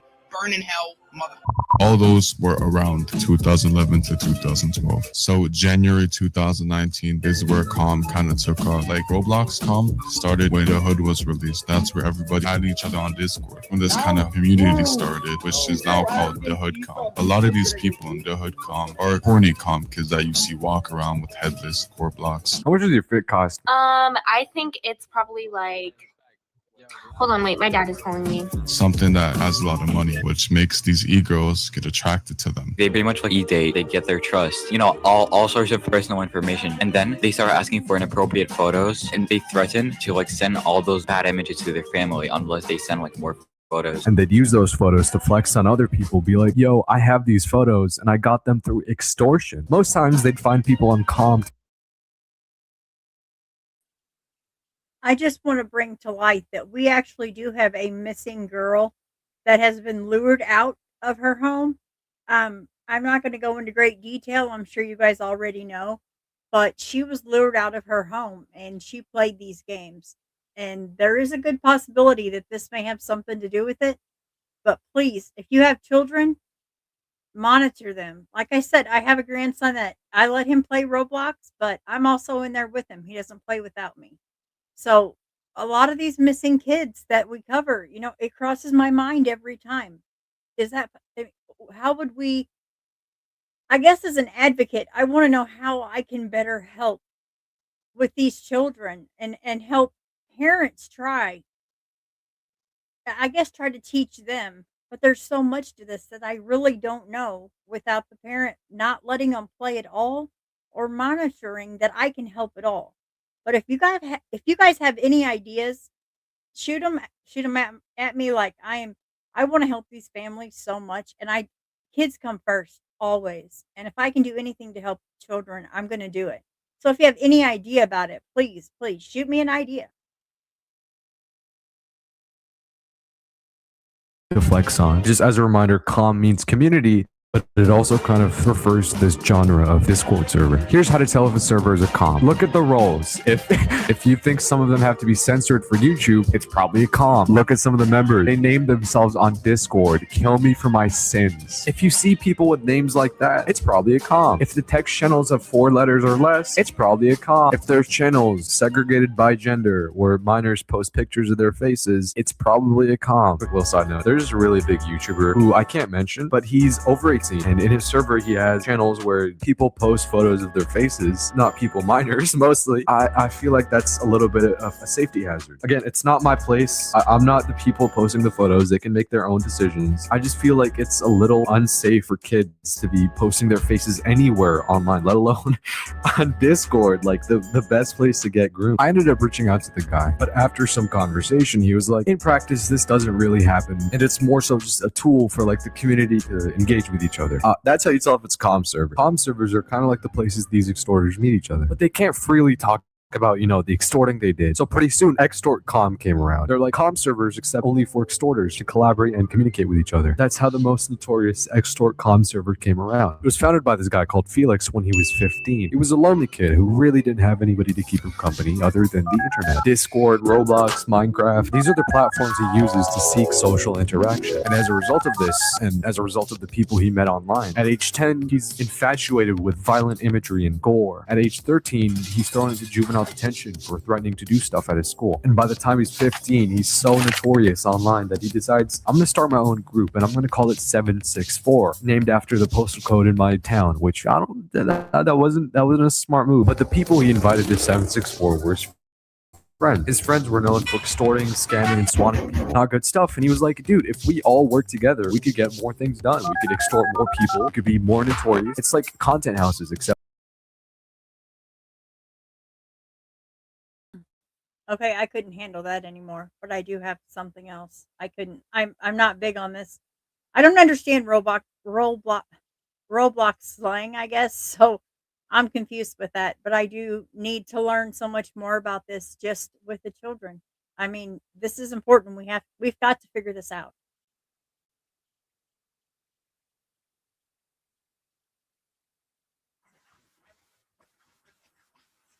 Something game-changing to show you. This beast behind me, it's called Expedience Gym. Like and subscribe, join the Discord and the Minecraft server. Now let's dive. The following program contains that may not be suitable for all audiences. Viewer discretion is advised.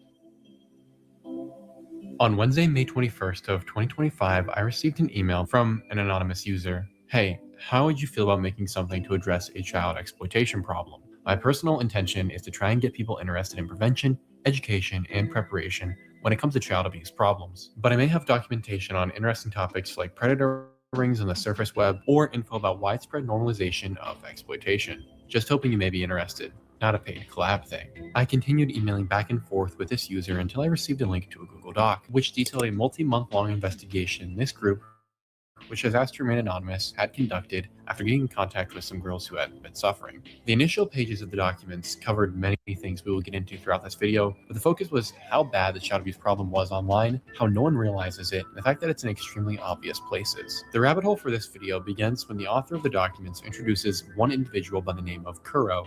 The author describes Kuro as untraceable predator manipulating vulnerable girls across many platforms. In addition to this, there is a very long Reddit post detailing an account someone had had with Kuro Health. I will link it in the description below, but for our sake, let's just read a couple of excerpts. Back in May, I was scrolling through this site called Teen Chat because I found it funny to troll on the site. And one day someone pasted a Discord link. Usually it's just a cringy Discord link some kid makes in order to post memes, or it's a bunch of bastards who try to post or children, ... But this one was different. It was basically a Discord site managed by some bastard named Kuro. At that time, I didn't know what was going on until I entered the Discord subsection called Pics, where there were threads, each titled with various feminine screen names. In the threads were the inappropriate bloody girls. Not only that, these girls were obviously underage, visibly too.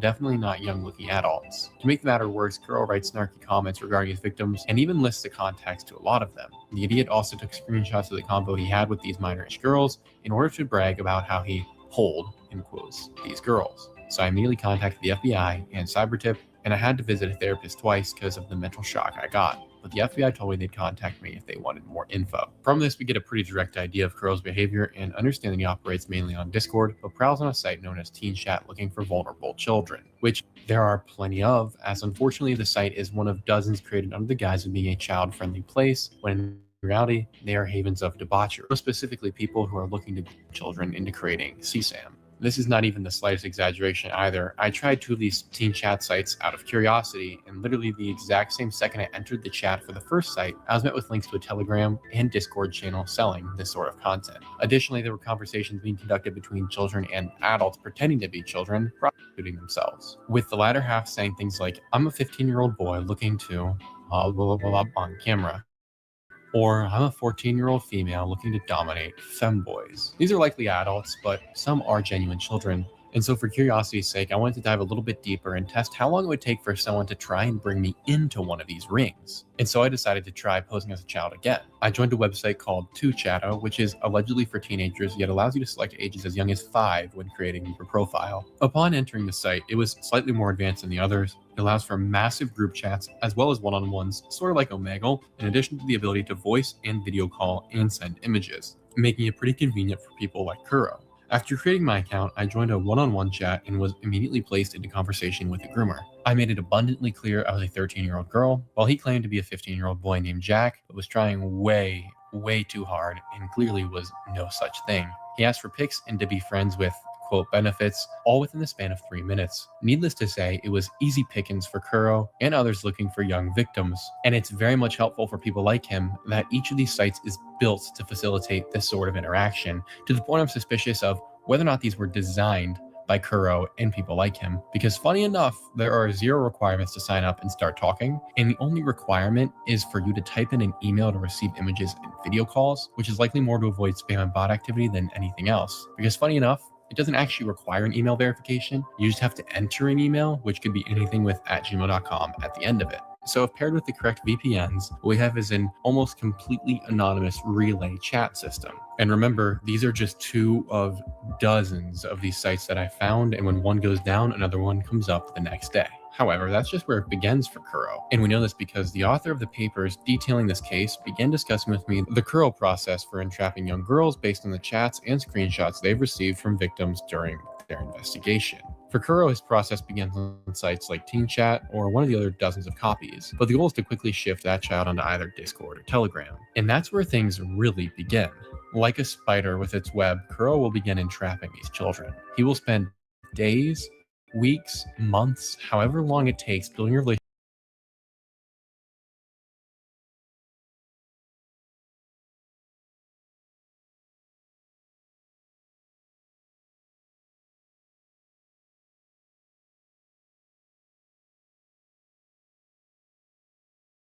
extreme violence. One of the main things that they focus on is extortion towards children. They believe that nothing matters. They extort children into cutting their wrists, engraving their names into their chests, their legs. They've had children commit suicide live on camera in front of audiences of people while they get cheered on. This is probably one of the worst things I've ever seen in my life. What is 764? What is it? So I'll tell you in my own words first. 764 Group is a Satanist cult group that focuses on extreme violence, and one of the main things that they focus on is sextortion towards children. They're labeled as a nihilist group, and for anyone that doesn't know what a nihilist is, it just means like they believe that nothing matters. No, like there's a group called it, but no lives matter. No human life matters. Nothing matters. That's what a nihilist is, and these people have proved over and over again that they fit exactly the description that they're labeled as. And there are a ton of offshoots of this group, which I want to make it very clear that the main reason why they do a lot of the things that I'm about to show you is to get the recognition for it. There is to get the recognition individually, even if they're part of a group or a group that, you know, they just want their group out there in any way, whether it's negative or positive. This group isn't looking for positive attention.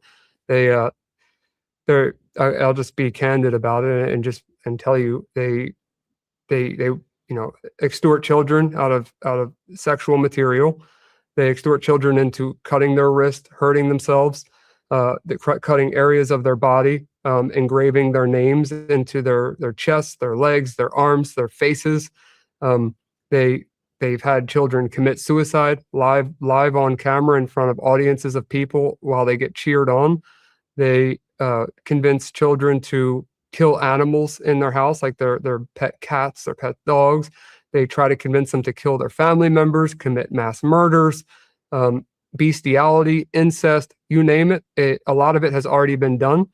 And I have a lot of examples of that to show you today. And that is only with 2 of these groups that we've been doing passive reconnaissance on for a short period of time. There is plenty of other active investigations that are going on with other organizations and that I may or may not have involvement in. But what I can show you today is based on what Sentinel and I have found in a relatively short period of time, and it's going to blow your mind. It's absolutely disgusting, and there's more to it. But it was created by it was unbelievable. But a 15-year-old boy started this group in Texas. A 15-year-old boy. 15-year-old boy started the group. He was the beginning of it. And he, from what I read, was a nonverbal kid that had some, issues. I don't want to glorify this kid or talk about him in any way where anyone would feel bad for him, because he created something that is the worst thing next to, all the other things that we've talked about. This is probably one of the worst things I've ever seen in my life. And we'll see how you feel about it when you see it. But it was all started from this kid. And there's something called, I'm not sure if you're familiar with it, but it's called the COM. And the COM is a collection of mostly teenagers, but there's adults in there as well that congregate on the internet. The COM is short for the community. And they congregate on the internet, and they dox, meaning like release personal information on people. They SWAT, meaning they send SWAT teams to people's houses just to, scare them and to get recordings of them being swatted so they can use it to brag. Like, for example, they'll call in to a local department and say, "Hey, my name is John Doe. I have bombs strapped to the windows. I have my family strapped to the chairs. I'm going to shoot them all if any police enter the door." They're going to say all these horrible things so that a SWAT team, responds. And that's what swatting is. I've personally been swatted 3 times. 2 of which, like, police actually showed up, and it was a big deal. I have a video of one of them, but I never gave them the recognition that it happened. There was no proof that it happened other than my recordings of it that I saved on my phone. I didn't want to give them the credit, So that's the COM. The 764 group actually came from the COM. And that doesn't mean all of the people in the COM have their own problems. They do their own stupid stuff. They've been torturing me since I was on your show 3 years ago, releasing my credit report, my personal information, sending pizzas to my houses, USPS boxes to my houses, and on like pretty much thousands of boxes. No, literally thousands. Sending what to your house? USPS boxes. Like, why? Because they're free. Like, you can order them on the USPS site, and they'll just keep sending pallet after pallet after pallet of these boxes. It's like just to be annoying, though. Like, they do it to be annoying and to get a reaction out of you. That's the COM, and a lot of them don't like me, and that's I'll keep the COM pretty short because they're a whole different topic, but usually just annoying.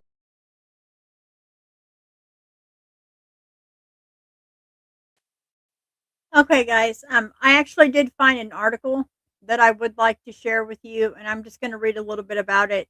It's short, it's not that long, but I do think it needs to be read. This is crazy. It's very scary for our youth. It honestly is. Let me share this, make sure that I have it shared up on the screen while I'm reading it. And you can even see by this Barbie doll that, this is evil. This is pure evil. Nothing but. It's just pure evil. Okay, let me read this a little bit and then I'll let you guys go. It says, violent online groups like 764 are threatening teen lives. Here's how to protect your kid. As you can see, they have a Barbie doll here with 764. There's a Barbie doll with 764 written across its forehead. Police obtained the photo during an investigation of a violent online network that grooms and abuses minors.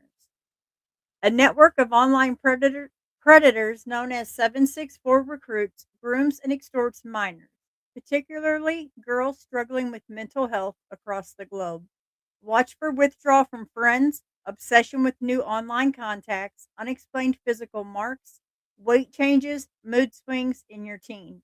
If exploitation occurs, never pay blackmailers. Report immediately to the FBI, HSI, or National Center for Missing and Exploited Children.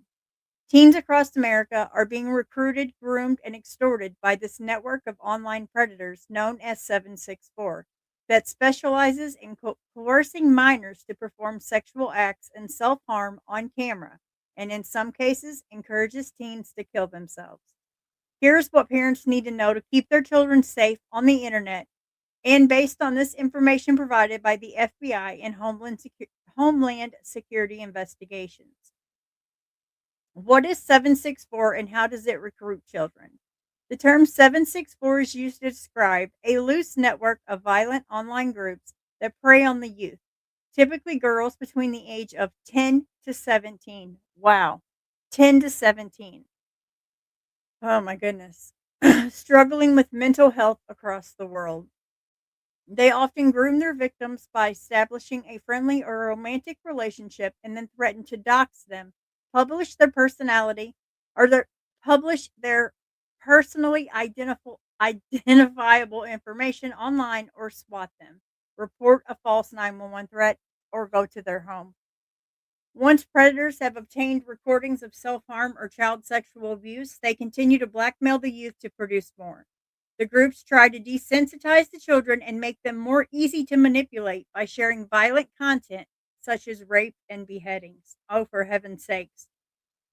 Members of groups like 764 will recruit teens across many forms of social media and gaming and messaging platforms. Also like Discord, guys. Please be careful with your young ones in Discord.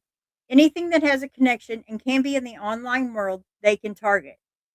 Now, Special Agent in charge of the FBI's Counterterrorism Division in Los Angeles says they can be anywhere. The Times spoke to victims of these groups who said that they were recruited on Discord. Roblox is also a known platform where adults can easily befriend minors. They can. I told you my story earlier. Parents can take simple steps to increase their child's safety online, starting from setting all apps, games, and social media to private and not permitting these platforms to access location services. Parents should also engage children in conversations about best practices online. This includes accepting requests from only friends they know in real life, never exiting a game on chat on a different platform with someone they met online, never responding to messages from strangers, and reaching out to adults as soon as someone makes them feel uncomfortable. Which, I mean, that's really good, but if you're letting your young one, 3 or 4 years old, they're not going to know what to do. They also can't read, but little by little, they figure this stuff out. Children nowadays are super, super smart. They learn super fast.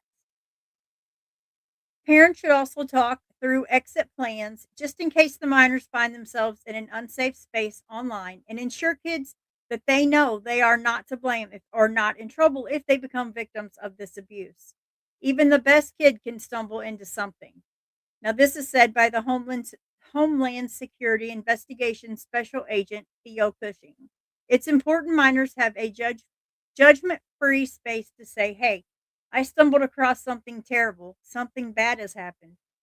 Warning signs of possible exploitation. Children discussing fear or obsession with a new online friend may indicate early days of recruitment into groups like 764. Members may also recruit youth with gifts such as money, gaming currency, or virtual items. Idealization of mass shootings or mass casualty events could indicate indoctrination into one of these groups, which expose kids to extremely violent content. As abuse progresses, minors may withdraw from friends and activities, display increased moodiness, they may experience loss of weight and changes in their sleeping habits. Parents should also be aware of physical signs of abuse. These groups are known to ask children to cut their names into their skin with razor blades.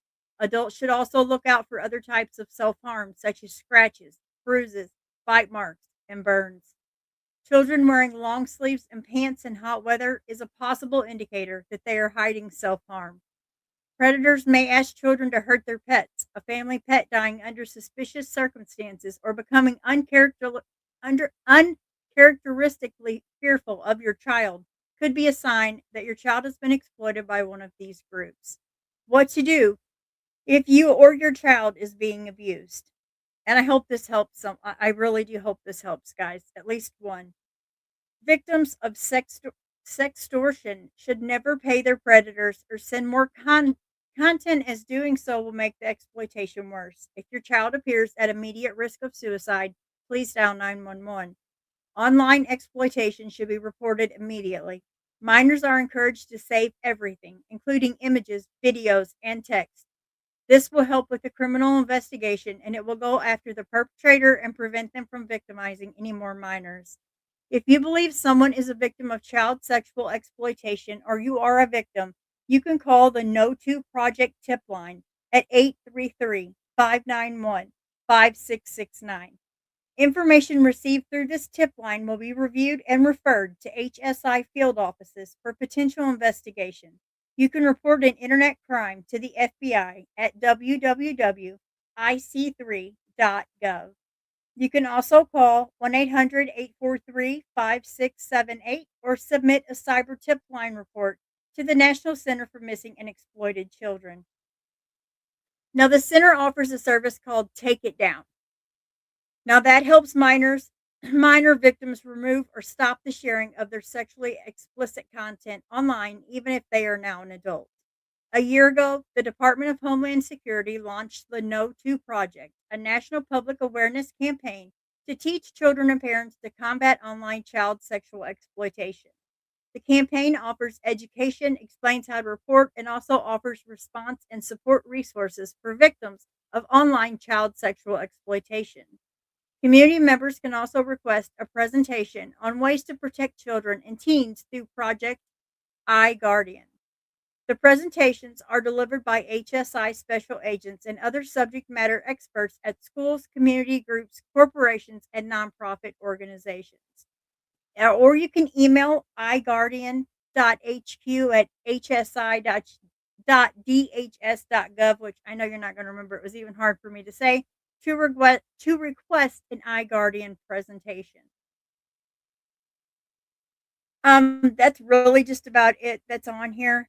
It goes into this, talks a lot into to other stuff, but you know, guys, at the end of the day, just please monitor your child's any kind of game. Discord, Discord can be fun for adults. It can get even adults in trouble.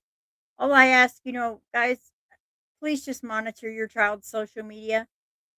With that being said, it's been a long night. We've been on here for 2 hours. Thank you all for joining me this evening. I can't thank you enough for being here. Mark, thank you for the information you provided tonight. It really did help, and I have learned a lot from that. With that being said, God bless you all, and I hope you have a great night. Sleep well. Feel well. In a world that turns too fast, some are lost, left in the past, but we won't let silence win. We'll speak their names again. Voices rising through the dark. Every story leaves a mark.